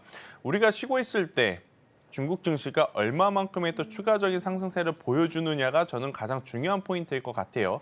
중국 본장이 쉬어갈 때 홍콩 증시가 열려 있었습니다. 홍콩 증시가 굉장히 강한 모습을 보여줬던 것을 이제 생각을 해보면 오늘 오랜만에 열린 중화권 증시, 본토 증시 또한 굉장히 좋은 모습 보일 가능성이 저는 높기 때문에 삼성전자의 카드는 다소 조금 아쉽지만 중국이라고 하는 카드가 여전히 남아있기에 저는 충분히 중국 시장에 대한 상승세를 우리나라 시장에 가져와서 반영을 했었을 때 움직일 수 있는 종목군들이 굉장히 많지 않을까라는 생각이 들어서 그에 대한 어떤 기대감은 계속 가지고 가셔야 된다라는 의견을 드려보도록 하겠습니다. 네, 마침 또 중국 이야기가 나와서 한 가지 더 질문 드려보면 오늘 이제 국경절 연휴 보내고 다시 이제 중국 돌아오면 경제 회복 패키지 정책을 발표하겠다라고 이야기를 했습니다. 어제 이제 보도가 나왔고 이제 아무래도 오늘 이 기대감을 좀 반영하면서 이쪽에도 수급이 몰리지 않을까 싶긴 한데 좀 관심 있게 보는 섹터나 종목이 있다면 어떤 쪽 보면 좋을까요? 사실은 이제 중국에서도 처음에 경기 부양 이야기가 나왔을 때 굉장히 많은 이야기가 어디 쪽에서 나왔냐면 지준율만 인하해서는 절대 안 된다. 실제로 돈을 풀어줘야 된다. 그러니까 재정적인 지원을 얼마만큼 해줄 거냐 이게 가장 중요한 포인트였던 것 같아요. 워낙 지금 사안이 심했던 탓인지 휴장이었음에도 불구하고 계속 경기 부양에 대한 이야기들을 많이 해주더라고요. 일단 저는 이 기준을 놓고 보면 지금 주택시장이 좀 빠르게 회복하고 있음을 우리는 한 번 더 체크를 해봐야 될 것 같고 정말로 지금 주택시장이 이들이 말한 대로 회복을 해준다라고 하면 우리가 가장 먼저 봐야 될 것은 인프라 관련주가 아닌가라는 생각이 듭니다. HD 현대인프라코어라든지 HD 현대건설기계 이쪽을 좀 보시는 게 좋을 것 같은데 대신 이쪽은 시크니컬한 업종이다 보니까 개인 투자자분들이 현재 위치에서 적극적으로 공략하기에는 다소 저는 부담스럽다라는 생각이 들어요. 그러면 결국 경기 부양이라고 하는 것은 내수 소비를 이제 촉진시키는 거잖아요. 그런 기준으로 보면 저는 의류라든지 아니면 카지노라든지 조금은 이제 가볍지만 그래도 상승 탄력을 좀 보일 수 있는 쪽에 집중을 하시는 게 저는 맞지 않을까라는 생각이 들어서요. 조금 중장기 투자를 원하시는 분들은 주택시장 회복 가속화에 따라서 부각을 받을 수 있는 인프라를 보시는 게 맞을 것 같고 나는 여기 안에서도 트레이딩 전략을 좀 세우고 싶으시다라고 하면 저는 의류 쪽에 조금 더 이제 포커스를 맞춰야 된다. 아니 의류보다 화장품이 더 좋은 거 아닌가요? 맞습니다. 그런데 이제 화장품 같은 경우에는 워낙 가격적인 좀 부담이 있기 때문에 손절 라인을 잡고 대응하지 못하실 분들에게는 저는 조금은 어렵다라는 생각이 들어서요. 오히려 이제 가격 메리트는 의류. 그러니까 의류하면 대표적으로 영업무역이라든지 한세실업 이야기 드릴 수는 있을 것 같고 여기서 이제 감성 코퍼레이션이라든지 아니면 신성통상과 같은 기업들도 굉장히 좋았거든요. 그래서 이쪽을 좀 체크를 하셨으면 좋을 것 같고요. 그리고 이제 중국의 연휴가 길었죠. 연휴 동안 그들이 어디로 갔을까요? 우리나라에 또 많이 놀러 오셨겠죠. 그러면 우리나라 관련 기업들 중에 덜 오른쪽 보면 카지노가 있습니다. 그래서 대표적으로는 이제 파라다이스를 보시는 게 좋을 것 같고요. 일본인들은 지금 우리나라에 오기 좀 부담스럽죠. 엔저가 지금 상황이 이러니까. 그래서 이제 중국인들이 들어와서 또 제주도 가면 롯데관광개발도 또 많이 이용하시니까요. 카지노주에 대한 관심도도 여전히 높게 보셔도 괜찮지 않을까라는 의견 드려보도록 하겠습니다.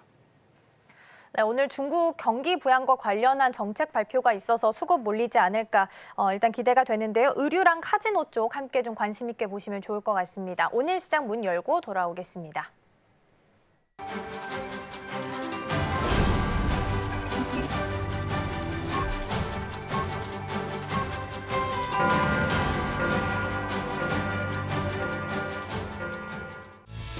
네, 10월 8일 화요일 문을 힘차게 열었습니다. 일단 지난 거래 우리 시장은 양시장 모두 다 빨간불을 켜면서 마무리를 했습니다. 하지만 간밤에 있었던 미증시 같은 경우에는 약세장을 좀 연출했는데요. 유가가 상승한 데 더불어서 국채 금리까지 올라가면서 이렇게 약세 현상이 지속되는 모습을 보여줬습니다. 여기에 더불어서 주요 기술주마저도 혼조세를 보인 만큼 오늘 우리 시장 주목해 보시면 좋을 것 같습니다. 지금 바로 개장 분위기 확인해 보도록 하겠습니다. 네, 오늘은 양시장 모두 다 하락불을 켜면서 출발하고 있습니다. 일단 코스피 같은 경우에는 어제장에서 2,600선을 탈환을 했지만 다시금 2,500선으로 내려앉은 모습을 보여주고 있습니다. 현재 0.68% 하락하면서 2,592포인트로 출발하고 있습니다. 그리고 코스닥 같은 경우에는 0.59% 하락하면서 776포인트 선에서 현재 출발하고 있습니다. 그렇다면 시가총액 상위 종목들은 어떤 흐름 보여줄지 지금 확인해 보도록 하겠습니다. 일단 코스피 같은 경우에는 지난 거래일에는 모두 다 빨간불을 켜면서 마무리를 했습니다. 하지만 오늘 같은 경우에는 아무래도 좀 파란불이 좀 압도적으로 보여지고 있는데요. 일단 삼성전자 같은 경우에는 몇 분 전에 이 잠정 실적이 발표가 됐습니다. 영업이익과 매출 모두 다 컨센에서 좀 하회하는 모습을 보여주면서 오늘장에서 현재 0.98% 하락하면서 64,400원 선에서 출발하고 있습니다. 그리고 SK 하이닉스 같은 경우에는 0.76% 지금 하락폭을 보여주고 있는데요. 일단 그래도 간밤에 엔비디아 같은 경우에는 블랙의 칩의 수요가 굉장히 뛰어나다라는 소식으로 인해서 2.24% 오르면서 마무리 지었지만은 그 하상승분이 오늘 이게 우리 시장에는 좀 반영이 되지 않은 모습을 보여주고 있습니다. 그리고 일단 단독 보도이긴 하지만 경쟁사 대비했을 때 SK 하이닉스의 HBM 생산 효율이 8.8배가 뛰어나다라는 소식이 있었습니다. 이 점은 단독 보도인 만큼 조금 더 유의해서 살펴봐 주시면 좋을 것 같습니다. 그리고 LG 에너지 솔루션 같은 경우에는 이 테슬라의 4680 배터리 주문으로 인해서 어제장에서는 좀 크게 강세를 보여줬지만 오늘은 그 상승폭을 좀 반납하는 모습 나타내고 있습니다. 1.55% 하락하면서 41만 3,500원 선에서 현재 출발하고 있습니다. 그리고 삼성 바이오로직스 같은 경우에도 이렇게 100만 원을 좀 돌파하는 모습을 나타내기도 했지만 오늘은 100만 원이 다시금 또 깨지는 모습 나타내고 있고요. 현대차 같은 경우에는 22일에 인도 증시에 이렇게 상장이 전망되고 있다라는 소식까지 현재 들려왔습니다. 현재 주가는 1.21% 낙폭 그려내고 있습니다. 이어서 코스닥 시가총액 상위 종목들도 확인해 보겠습니다. 코스닥은 어제장에서는 HLB를 제외하고 모두 다 상승 마감을 했습니다. 오늘은 지금 코스피와 좀 동일한 모습을 나타내고 있습니다. 지금 알테오젠부터 엔캠까지 모두 다 하락 출발하는 모습이 보여지고 있고요. 일단은 알테오젠 같은 경우에는 SC제형을 ADC 시장 진출을 모색하겠다라고 발표를 했는데 여기서 중요한 게 전 세계적으로 이 ADC 분야에서 150개가 넘는 임상 단계 프로그램이 진행되고 있는 만큼 앞으로 확장성이 더욱더 기대가 되는 부분을 한 번 더 체크해 보시면 좋을 것 같고요. 오늘 같은 경우에는 1.11% 하락 출발하고 있습니다. 그리고 또 간밤에 테슬라의 주가가 조금 낙폭을 그려냈습니다. 이 로보택시에 대한 기대감에 대해서 어느 정도 좀 불확실성이 존재하지 않는가라는 의문점이 제기가 됐는데요. 그로 인해서 이 테슬라 같은 경우에는 어제장 간밤에 3.7% 하락을 했고요. 일단 그 하락분을 어느 정도는 반영이 되고 있는 모습이 나타내고 있습니다. 에코프로비엔 같은 경우 0.36% 하락하고 있고요. 에코프로는 0.54% 하락 출발하고 있습니다. 그리고 HLB 같은 경우는 현재 1.18% 하락하는 모습, 어제에 이어서 오늘도 계속해서 파란불 그려내고 있습니다. 그리고 엔캠 같은 경우에도 0.98%, 1% 가까운 낙폭을 현재 나타내고 있습니다. 그렇다면 오늘 우리 시장 속에서 과연 어떤 종목들 흐름 좋을지 지금 바로 체크해 보도록 하겠습니다. 네, 일단 전반적으로 하락하는 종목이 조금 더 우세하게 나오고 있습니다. 가장 먼저 전자기술 파트 쪽으로 확인해 보도록 하겠습니다. 삼성전자 같은 경우는 여전히 6만 원 단에서 움직이고 있고요. 6만 600원 선을 현재 나타내고 있습니다. 그리고 SK 하이닉스 같은 경우에도 현재 0.59%로 상승 전환은 현재 하지 않고 있는 상태로 보이고 있고요. 여기에 반면에 한화 에어로스페이스 같은 경우는 2.7% 강세 나타내고 있습니다. 일단 지난 거래일에도 이 방산 관련주들이 굉장히 강한 모습 보여줬고요. 여기서 좀 몇몇 종목들 같은 경우에는 또 1년 중 최고가를 경신하는 모습을 나타내기도 했습니다. 오늘 같은 경우에는 어제 상승 그 모습을 모두 다 이어가고 있고요. 현재 한화 에어로스페이스 같은 경우는 2.42% 상승 출발하고 있습니다. 반면에 오늘은 소재단도 조금은 하락세를 나타내고 있습니다. LNF 같은 경우에도 2% 낙폭 그려지고 있고요. 이스페타시스도 0.93% 하락 출발하는 모습 나타내주고 있습니다. 그렇다면 다음 섹터도 한번 확인해 보도록 하겠습니다. 네, 다음 섹터는 제조업 쪽으로 확인해 보면 좋을 것 같습니다. 일단 제조업 쪽에서도 대부분 하락하는 종목이 조금 더 우세하게 나타나고 있습니다. 현대로템 같은 경우는 한화 에어로스페이스와는 조금 다른 양상 띄고 있습니다. 0.16% 하락하고 있고요. 어제장 같은 경우에는 1년 중 최고가를 또 경신하는 모습을 보였지만 오늘은 좀 아쉬운 흐름 연출되고 있습니다. 삼성중공업 같은 경우에도 0.1% 소폭이지만 현재 상승 출발하는 모습 나타내고 있습니다. 그리고 대한전선 같은 경우는 현재 1.4% 떨어지고 있습니다. 두산에너빌리티 같은 경우에도 0.3% 지금 하락 출발하고 있습니다. 두산에너빌리티는 지금 0.3%로 상승 전환을 하는 모습을 보여주고 있는데요. 두산 포트폴리오 홀딩스를 통해서 2,800억 원을 차입을 했고 또 동사를 위해서 지원을 위해서 좀 작은 책으로 모집을 했다라는 소식이 현재 들려왔습니다. 그리고 여기에 이어서 포스코 인터내셔널 같은 경우에도 0.86% 낙폭을 좀 크게 그려내고 있고요. 반도체 관련주들도 오늘은 좀 약한 흐름 나타내고 있습니다. 한미 반도체도 0.18% 하락하고 있습니다. 반면에 HD 한국조선해양 같은 경우에는 현재 1.9% 올라오는 모습을 보여줬습니다. 그동안은 중동 갈등 더불어서 이 미국에서 해운 쪽에서 파업이 일어났다라는 소식에 급등하는 모습을 보여주다가 어느 정도는 좀 다시 주춤했다라는 모습이 나타냈는데 오늘 같은 경우에는 다시 올라와주고 있습니다. 엔솔도 마찬가지로 0.71% 계속해서 낙폭은 이어가고 있고요. 두산밥캡도 현재 1.96% 하락하고 있습니다. CS윈드도 0.9% 빠지는 모습이 보여지고 있습니다. 그렇다면 이어서 다음 섹터도 한번 열어보도록 하겠습니다. 네, 다음 섹터는 금융 쪽으로 확인해 보도록 하겠습니다. 일단 지난 거래 같은 경우에는 그동안 코리아 빌리옵 지수 프로그램으로 인해서 그동안은 조금 주춤했던 금융주들 어제장에서는 좀 강세를 나타내는 모습을 보여줬지만 어제 강세가 무색하게 오늘은 대부분 종목들이 모두 다 하락 출발하는 모습이 나타내지고 있습니다.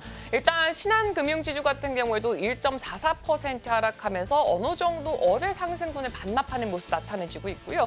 우리금융도 마찬가지로 1.69%, KB금융도 0.8% 이렇게 하락 출발하는 모습 나타내지고 있습니다. 하나금융도 마찬가지로 0.8% 하락하고 있고요.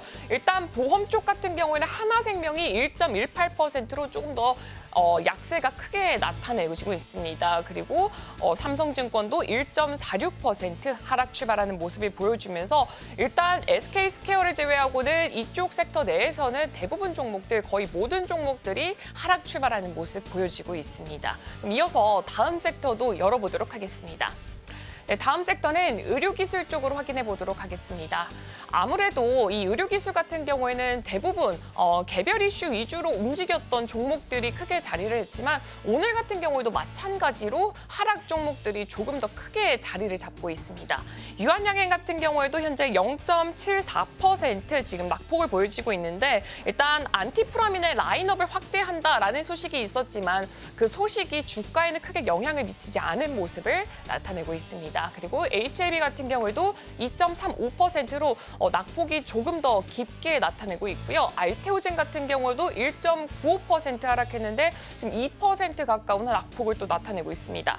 반면에 삼천당제약 같은 경우에는 현재 0.72% 상승 출발하는 모습 보여지고 있고요. 셀트리온 같은 경우에는 0.83% 하락하는 모습이 나타내고 있고 클래시스는 보합권에서 움직이고 있습니다.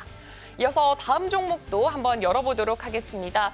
다음 섹터로 살펴볼 종목은 아무래도 프로세스 쪽으로 살펴보면 좋을 것 같은데요. 이쪽에서는 또 2차전지 그런 소재단 종목들이 많이 위치를 하고 있는데 일단 에코프로버티 같은 경우에는 1.18%로 이 섹터 안에서는 가장 강하게 상승 흐름 보여주고 있습니다. 반면에 금양 같은 경우에는 3.17% 꽤나 낙폭을 크게 그려내고 있고요. 에코프로 같은 경우는 현재 상승 반전에 성공했습니다. 0.11% 소폭이지만 상승하는 모습 보여주고 있습니다. SKI 테크놀로지 같은 경우에도 1.84% 현재 하락하는 모습을 나타내고 있고요. 포스코퓨챔도 1.38% 하락하고 있고 LG화학 같은 경우에도 현재 0.56%로 대부분 종목들도 마찬가지로 지금 하락세를 크게 그려내고 있습니다. 이어서 다음 섹터도 열어보도록 하겠습니다.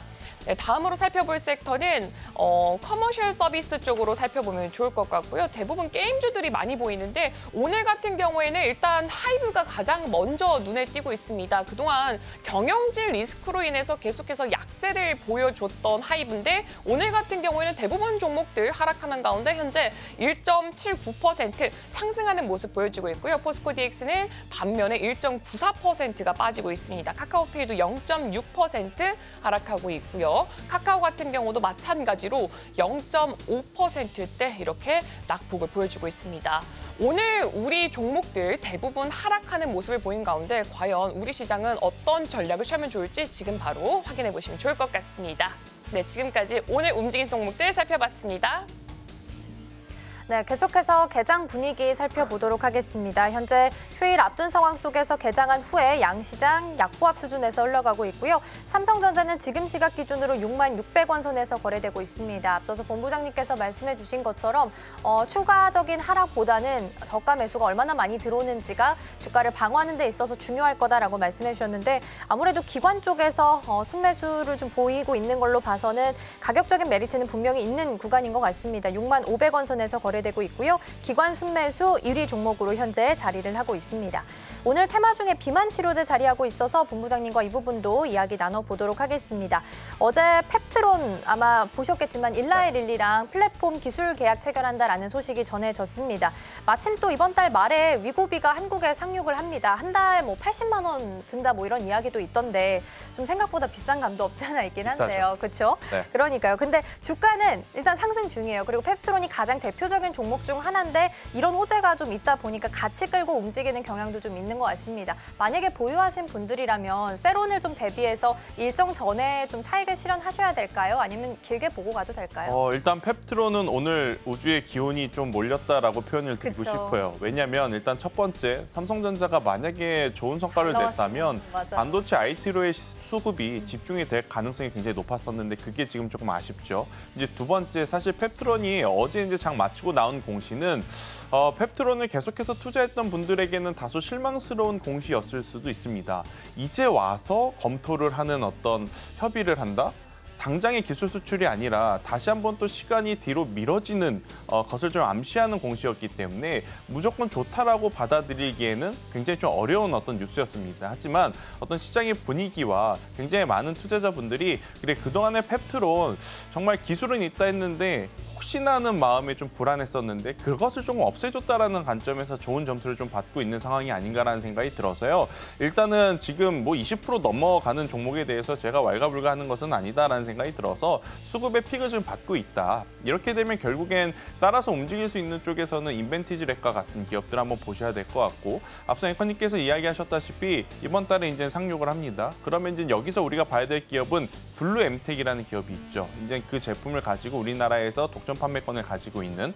근데 가지고 와서 판다고 해서 무조건 좋다라고 할 수 없는 게 일단 판매가가 높다라는 것은 블루엠텍이 남길 수 있는 마진이 높을 수도 있는 그런 가정은 할 수는 있지만 확신은 하려면 분기 실적을 좀 확인을 해야 되거든요. 그렇기 때문에 지금은 뉴스가 나오는 펩트론 쪽에 먼저 집중을 하시면서 보셔야 되지 않을까 싶고 저는 사실 보유자의 영역으로 벌써 넘어갔다라는 생각이 들어요. 그래서 만약 신규 공략을 하시려거든 펩트론을 방향계 삼아서 인벤티지 랩을 좀 따라서 이제 매매 전략을 세우시는 게 더 맞지 않겠나라는 의견을 드려보도록 하겠습니다. 네, 비만 치료제는 보유자의 영역으로 보내주시고요. 신규 매수로 관심 있다 하시는 분들께서는 인벤티지랩 보시면 좋겠습니다. 상위 테마 중에 MLCC도 빼놓을 수가 없을 것 같아요. 이쪽도 오늘 그래도 그나마 남아있는 호재 중 하나가 아닐까라는 생각도 좀 듭니다. 어제 이재용 삼성전자 회장이 필리핀 삼성전기 법인 방문해서 네. 미래 시장 먹거리로 선점하자라는 강조를 좀 하기도 했습니다. 그러면서 이제 좀 주목을 받고 있고 오늘 주도하는 종목으로는 아모텍도 있습니다. 근데 대장은 삼성전기 인데 워낙 좀 가격 좀 무겁잖아요. 그래서 다른 종목으로 코칩 같은 가벼운 종목들도 있는데 어떤 종목을 조금 보는 게 더 좋을까요? 일단은 아모텍, 사막 콘덴서, 코칩 이런 기업들이 움직이는데 저는 조금 더 보시는 게 맞지 않을까 싶어요.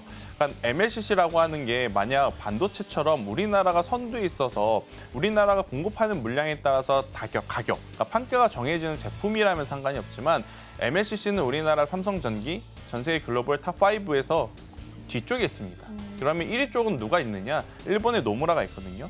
지금 노무라 같은 경우에도 계속 주가가 좋지 못하죠. 이유는 MLCC의 가격 자체가 지금 회복하지 못하고 있는 상황. 그러니까 재고는 엄청나게 많은 그런 상황이기 때문입니다. 그래서 저는 이쪽에 대해서 오늘 반등이 나왔다 그래서 쫓아가시기보다는 결국엔 삼성전기가 좀 들고 일어나야 이들을 저는 쫓아갈 만한 명분이 생긴다라고 좀 보시면 될 것 같거든요. 그래서 이쪽에 대해서는 우선은 그래도 좀 시장에서 시선을 좀 바꿀 만한 뉴스가 나왔구나라는 정도로 인지는 하고 계시고 여기서 만약 삼성전기가 플러스로 전환이 된다라고 하면 저는 따라서 움직일 수 있는 쪽에서는 사막 콘덴서를 좀 보시는 게 좋을 것 같고요. 아모텍 같은 경우에는 굉장히 많은 MLCC 중에 모바일 쪽이 좀 특화되어 있거든요. 근데 모바일 같은 경우에는 지금 많이 힘듭니다. 지금 대표적인 LG이노텍 BH 이러한 쪽도 힘든데 이쪽이 악성 매물을 모두 소화하면서 올라올 만한 과연 힘을 계속 보여줄 수 있을까? 이 부분은 저는 조금 점수를 높게 줄 수는 없을 것 같거든요. 그래서 이제 사마 콘덴서, 사마 전기 이쪽으로 먼저 보시는 게 맞지 않나라는 의견을 드려보도록 하겠습니다.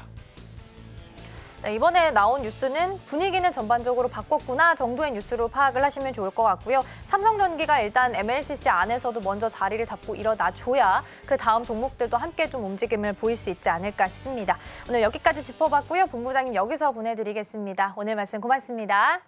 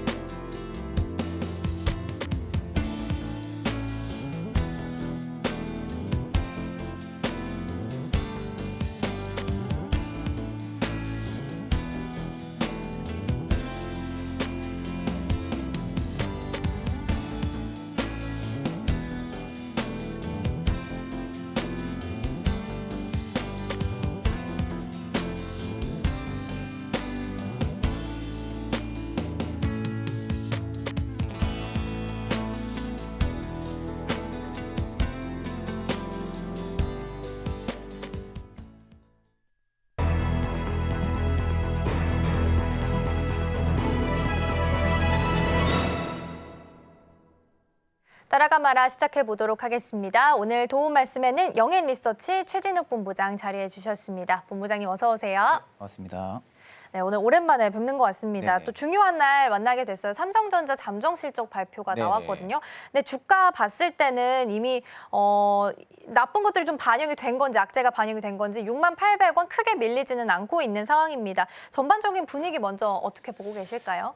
일단 뭐 예상과는 조금 기대에는 좀 못 미치는 좀 발표를 했어요. 이제 기대에 좀 일부 상회를 하는 좀 이런 발표를 했었다면 일단 이제 반도체 쪽에 대한 오늘 좀 주도적인 좀 사이클이 또 잡혔을 가능성이 좀 높았을 텐데 일단 이제 그 반대의 흐름들이 좀 나와주면서 일부 지금 이제 수급들이 크게 들어와주고 있는 모습들은 아닙니다. 다만 일단 이제 삼성전자가 뭐 매출액이나 영업이익 부분들만 놓고 본다 하게 되면은 전년 동기 대비 성장을 한 건 사실이거든요. 성장을 한 부분들은 많지만 앞전에 올해 상반기 때 HPM 쪽에 대한 광풍들이 계속해서 좀 불러오면서 증권가에서 좀 삼성전자의 영업이익 한 13조 원 정도까지 바라보고 있었습니다. 그러다가 일단은 공급 과잉 우려라든지 그리고 이제 디램가의 하락 이런 부분들에 우려가 좀 많이 겹치면서 눈높이를 많이 낮췄었습니다. 그게 한 10조 원 정도가 됐었는데 일단 그 10조 원을 지금 달성을 하질 못한 상황이죠. 그러다 보니까 일부 이제 어떻게 보면은 눈높이보다도 살짝 좀 아래의 좀 실적을 내놨다고 볼 수가 있는 부분들이지만 일단 전년 동기 대비 성장했다는 부분들은 사실적인 부분들이고요. 그러다 보니까 일단 오늘 삼성전자의 좀 낙폭이 일단은 좀 크게 안 나와주고 있는 부분들은 워낙 많이 맞은 상황입니다. 워낙 좀 많이 맞은 상황이고 주가도 좀 많이 빠져 있는 부분이고요. 지금의 주가로만 놓고 보면은 보통 이렇게까지 주가가 삼성전자가 과대 낙폭을 띄우면서 많이 빠지게 될 경우가 올해보다 혹시라도 내년 실적이 나쁠 것이라는 부분들에 대한 우려감들이 반영이 된다고 하게 되면 보통 이 정도의 주가가 좀 많이 빠지거든요. 특히 대형주 내에서는. 근데 지금은 뭐 내년 실적이 지금 나쁠 것이다라는 부분들이 아니라 어떻게 보면 좀 반도체 업황에 대한 뭐 우려 그리고 AI 버블론에 대한 부분들이 심화가 되면서 그러니까 일부 이제 복합적인 요인들이 전부 다 작용을 해주면서 좀 빠졌던 부분들이에요. 그러니까 지금 PBR로만 놓고 보면은 사실 이게 저는 굉장히 싸다고 느낍니다. 이게 지금 상황에서 삼성전자 주가가 뭐 더 빠질 것이다 아니면 지금 자리에선 사는 게 아니다라는 이야기들도 굉장히 많긴 하지만 저는 이제 다르게 좀 생각하는 부분들이 일단 오늘 이렇게까지 안 빠지고 보합을 유지해준다라는 것은 일부 삼성전자에 빠질 만한 물량들은 대부분 빠졌을 가능성은 좀 높다. 그러니까 일부 악재가 지금 대부분 다 삼성전자에는 반영이 됐을 가능성이 좀 높다라고 볼 수가 있는 부분들이고 일단 이제 앞으로 계속해서 주목을 해볼 부분들이 지금 DS 사업 부분 쪽이 생각보다 성장이 안 나오고 있는 상황이거든요. 근데 이 DS 사업 부분에 있어서 올해 뭐 4분기라든지 내년에 대한 부분들의 좀 성장성이 나오는지, 그리고 가장 주목이 될 수 있는 부분들이 이렇게 좀 잠정 실적을 발표하게 되면은 SK하이닉스 쪽에 좀 밀리는 거 아니냐라는 이야기도 분명히 나올 겁니다. 특히 이제 HBM 쪽에 대한 부분들에 밀리는 부분들이 아닌지라는 이야기들이 계속해서 거론이 될 건데, 그런 거론들에 있어서 삼성전자의 앞으로 좀 취지 부분들, 그리고 HBM 쪽에서의 어떻게 좀 구조를 쌓아 나가고 있는 이런 부분들이 제스처가 굉장히 중요할 거라고 보고 있어요. 워낙 좀 이슈의 수급이 좀 많이 움직이다 보니까 이런 이슈 플레이 부분들이 과연 이제 앞으로 어떤 식의 삼성전자가 대응을 좀 나설지 여부가 좀 기축이 될 거라고 보고 있는 상황이다 보니, 일단 저는 삼성전자를 지금 가지고 있는데 어떻게 해야 될지 모르겠다 하시게 되면은 일단 저는 가지고 가는 게 맞다고 봅니다. 워낙 고가에서 잡은 게 아니라고 하게 되면은 일단 가지고 가는 게 맞다고 보고요. 내가 만약에 삼성전자나 뭐 SK하이닉스 같이 이런 대형주들이 포트가 없다라고 하게 되면은 저는 개인적으로 지금 자리가 굉장히 매력적이고 사기에는 굉장히 좋은 자리라고 봅니다. 그러니까 PBR 수치로만 놓고 보면은 2020년에 낙폭을 키우고 나서 반등이 강하게 들어왔던 그 수치랑 거의 비슷하거든요. 그러니까 그 수치만큼 삼성전자가 빠졌다라고 볼 수가 있는 부분들, 그리고 지금의 주가의 과대 낙폭은 내년 실적이 나쁠 것이라는 부분들로만 인해서 이렇게 빠져나올 수 있는 부분들인데, 지금 그 부분은 아니기 때문에 저는 오히려 어느 정도 바닥을 잡는 모션들을 좀 취하고 나서 일단 저는 저점은 조금씩 올려나갈 가능성은 좀 높다라고 보고 있기 때문에 좀 그런 관점으로 볼 때는 저는 굉장히 지금은 매력적이라고 보고 있는 상황이기도 합니다. 그러게요. 생각보다 어닝 쇼크 난 거에 대비해서는 그래도 잘 좀 방어를 해주고 있습니다. 말씀해주신 것처럼 PBR이 지금 1.1배 이하 수준이기 때문에 기관 쪽에서는 이걸 좀 긍정적으로 보고 있지 않나 싶습니다. 기관 순매수 탑 종목에 올라와 있는 걸 보니까 일단은 메리트가 있는 구간이다라는 건 확인이 좀 되고 있는 것 같고요. 삼성전자랑 전반적인 분위기 확인해봤고, 이번 주 일정 중 10일에 지금 ICT에서 메디톡스랑 휴젤 소송 관련해서 결론이 좀 나올 것으로 예정이 되어 있습니다. 어느 정도 가닥은 좀 잡혀 있어서 결말이 나고 정리가 좀 되게 된다면 톡신 쪽도 다시 한번 좀 시세를 좀 보일 수 있을까요? 저는 일단 톡신 시장 같은 경우는 계속 봐야 된다고 봅니다. 그러니까 앞전에는 우리가 저가형 화장품 부분들, 그리고 이제 피부 미용 쪽에 대한 부분들은 계속해서 인기도가 많이 올라와 있던 상황이었었는데, 이 스킨 부스터 쪽에 대한 시장이 생각보다 성장성을 못 따라갔었거든요. 그러니까 올해 상반기까지 놓고 보면은 대표적으로 뭐 파마 리서치라든지 혹은 이제 스킨 부스터 쪽에 대한 부분들의 모멘텀을 가지고 있는 기업들이 상반기 때는 어느 정도 테스트를 거치고 나서 하반기부터 본격적인 성장이 나타나고 있는 부분들입니다. 뭐 톡신도 똑같이 봐야 돼요.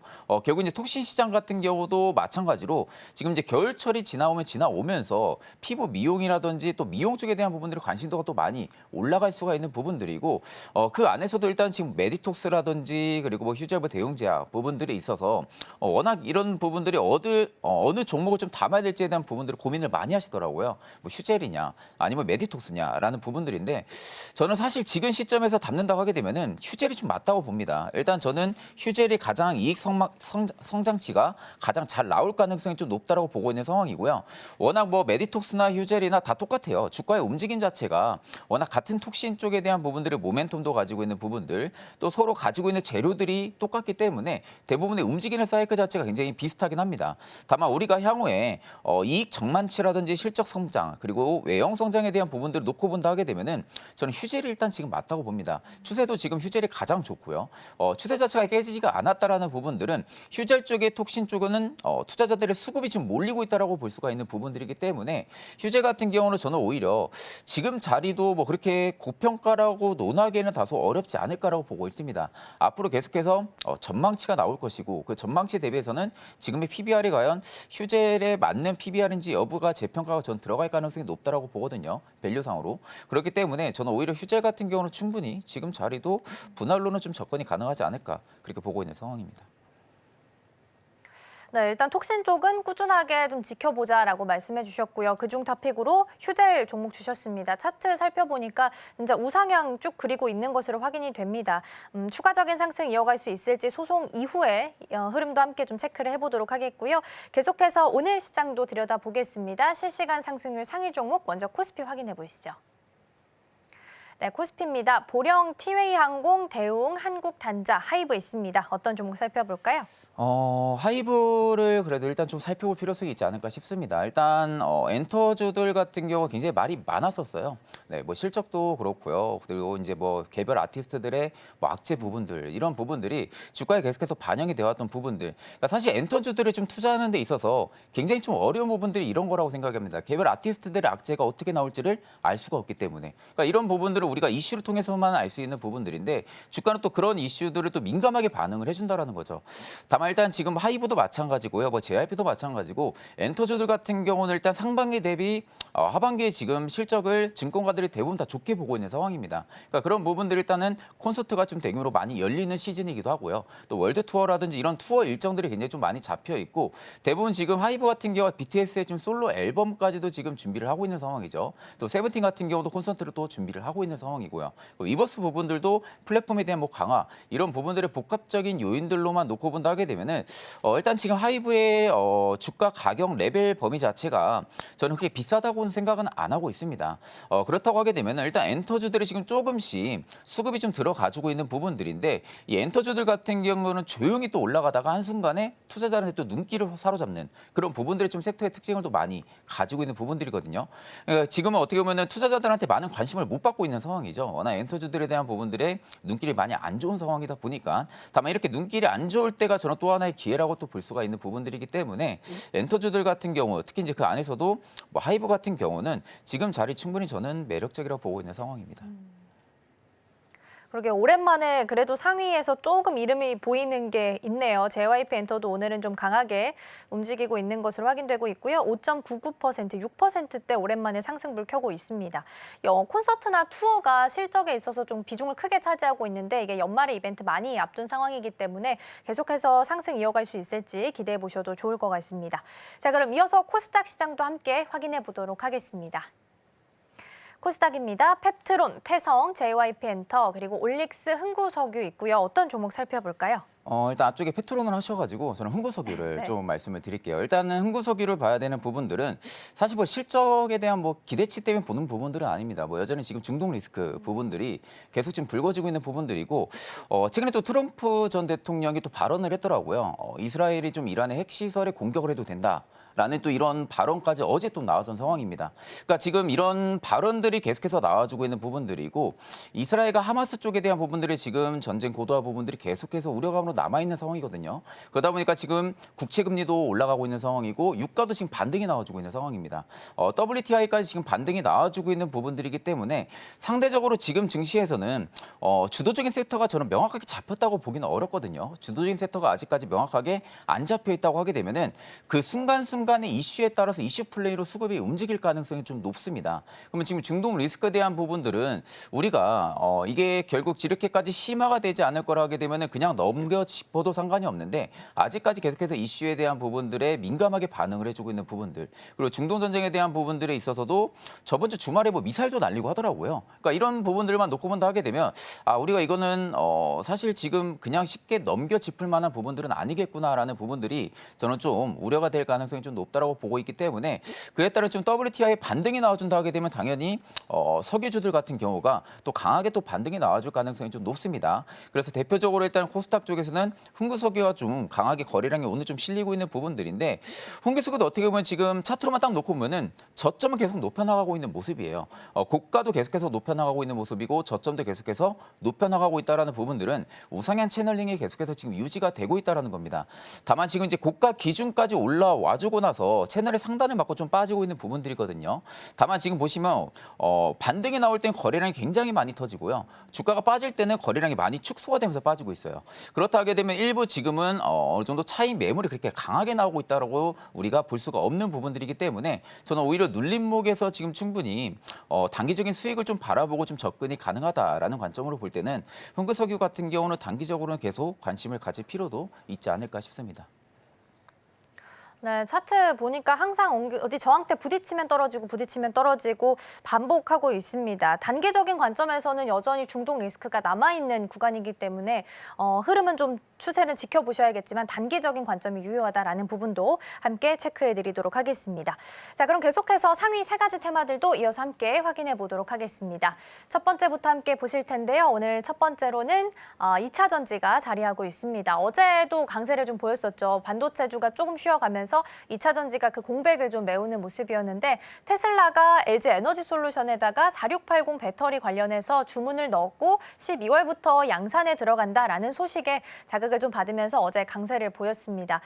특히나 오늘 LNF 같은 경우에는 TP가 좀 상향되는 리포트도 나와 있으니까요. 참고해 보시면 좋을 것 같고요. 비만 치료제랑 MLCC는 앞에서 개장하고 나서 좀 체크를 해봤던 부분이긴 합니다.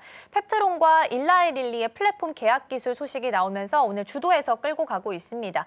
특히나 이제 10월 말에 위고비가 한국에 상륙하기 때문에 이에 대한 호재도 같이 받아가고 있다라고 보시면 될 것 같고요. MLCC 같은 경우에는 이재용 삼성전자 회장이 지금 필리핀 삼성 전기 법인을 방문을 하면서 여기서 MLCC 시장을 좀 선점하자라는 코멘트를 남기면서 관련주들이 좀 움직임 보입니다. 근데 삼성전기 법인을 방문했는데 삼성전기는 오히려 1.4% 정도 밀리고 있고요. 나머지 좀 관련된 종목들 코치비나 사마콘덴서 그리고 아모텍 같은 종목들이 오히려 좀 강세를 보이고 있습니다.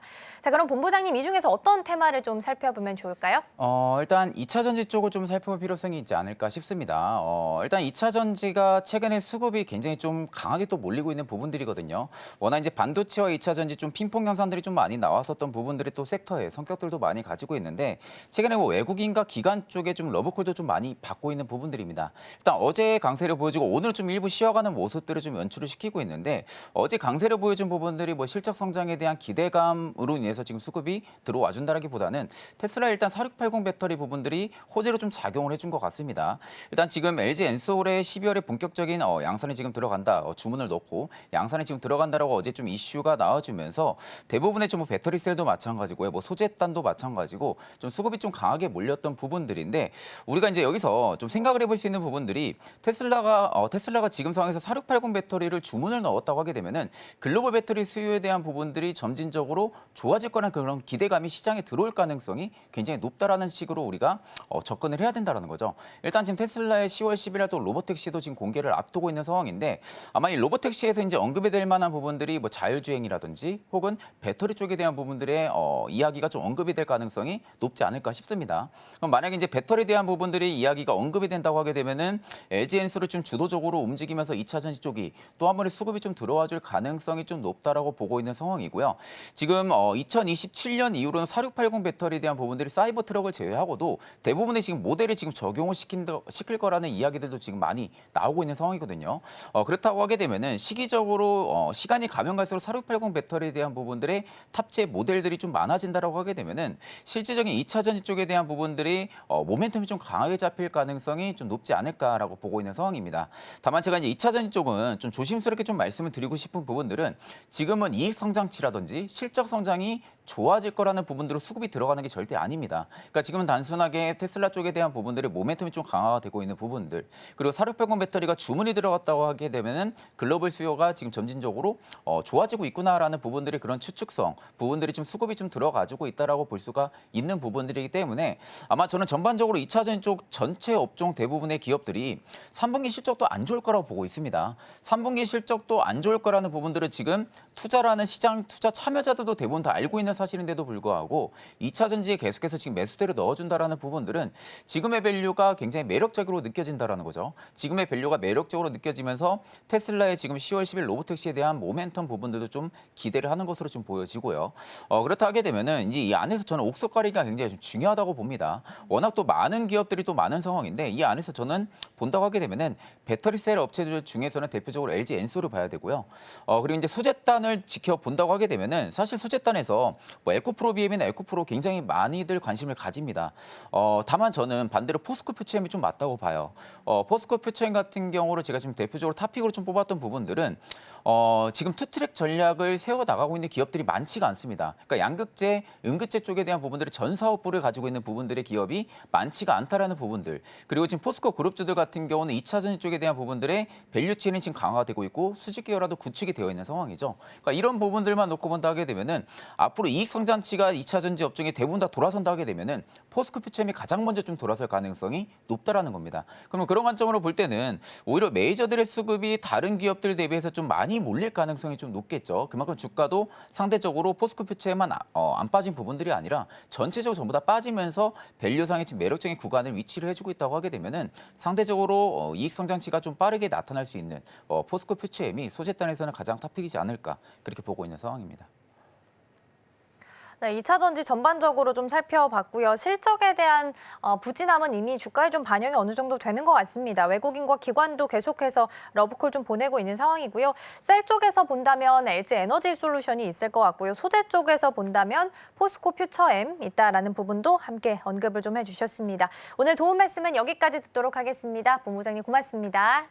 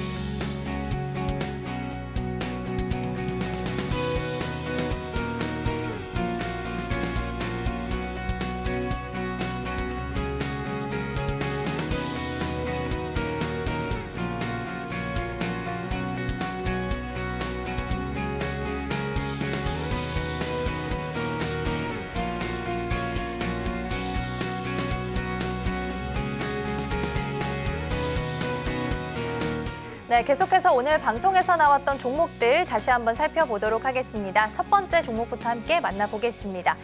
코치부터 함께 볼 텐데요. MLCC 관련주다라고 보시면 될 것 같습니다. 목표가로 16,250원 그리고 손절가로 13,000원을 제시해 주셨는데 MLCC 대표 관련주 중 하나인 게 삼성전기에 있어서 공식 대리점 역할을 하고 있다라고 보시면 될 것 같습니다. 삼성전자 같은 경우에는 삼성전자 회장인 이재용 회장이 삼성전기의 법인을 필리핀에 있는 법인을 방문을 하면서 MLCC 관련해서 시장을 선점하자라는 코멘트를 남겼고 관련주들이 강세를 좀 보였습니다. 근데 오히려 방문을 했던 삼성전기는 1% 넘게 하락을 했고요. 코칩도 2.6% 하락을 합니다. 근데 반대로 오늘 주도하고 있는 종목들은 아모텍 그리고 삼화콘덴서 좀 종목들 가벼운 종목들 위주로 가고 있다라는 부분도 함께 좀 체크해 보시면 좋겠습니다. 이어서 증시 구로 함께 이동해 보겠습니다. 우리 최진욱 본부장과 함께 2차 전지에 대한 이야기 나눠봤습니다. 어제만 보더라도 시장에 좀 부재한 상황 속에서도 좀 빛을 내주는 모습이었는데요.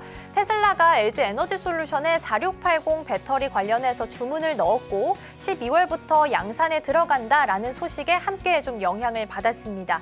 관련주들 중에서 가장 대장주로 LG 에너지 솔루션이 있는데요. 0.24% 상승하면서 42만 원 선에서 가고 있습니다. 셀 중에서는 LG 에너지 솔루션이 탑픽이었고요. 소재 중에서는 포스코 퓨처엠입니다.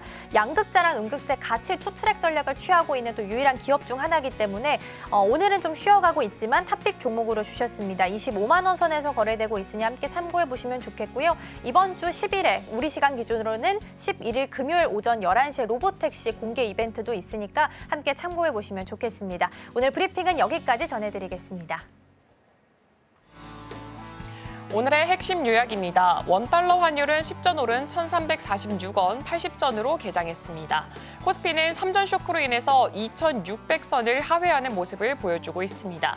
지금 이 섹터에서는 2차 전지 살펴봤습니다. 10월 10일 테슬라 로보택시 공개 주목해 보시면 좋을 것 같습니다. 저희가 방송 중에 제공해드린 정보는 투자 판단을 위한 조언일 뿐 해당 종목의 가치와 수익률은 보장하지 않습니다. 저희는 내일 하루 쉬고 목요일에 돌아오겠습니다. 시청해주신 여러분 고맙습니다.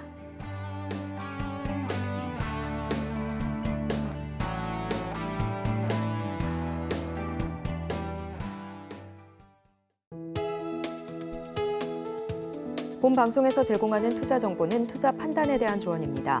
방송에서 제공하는 주식의 가치, 가격 상승 및 하락에 대해서는 방송사에서 보장하지 않습니다.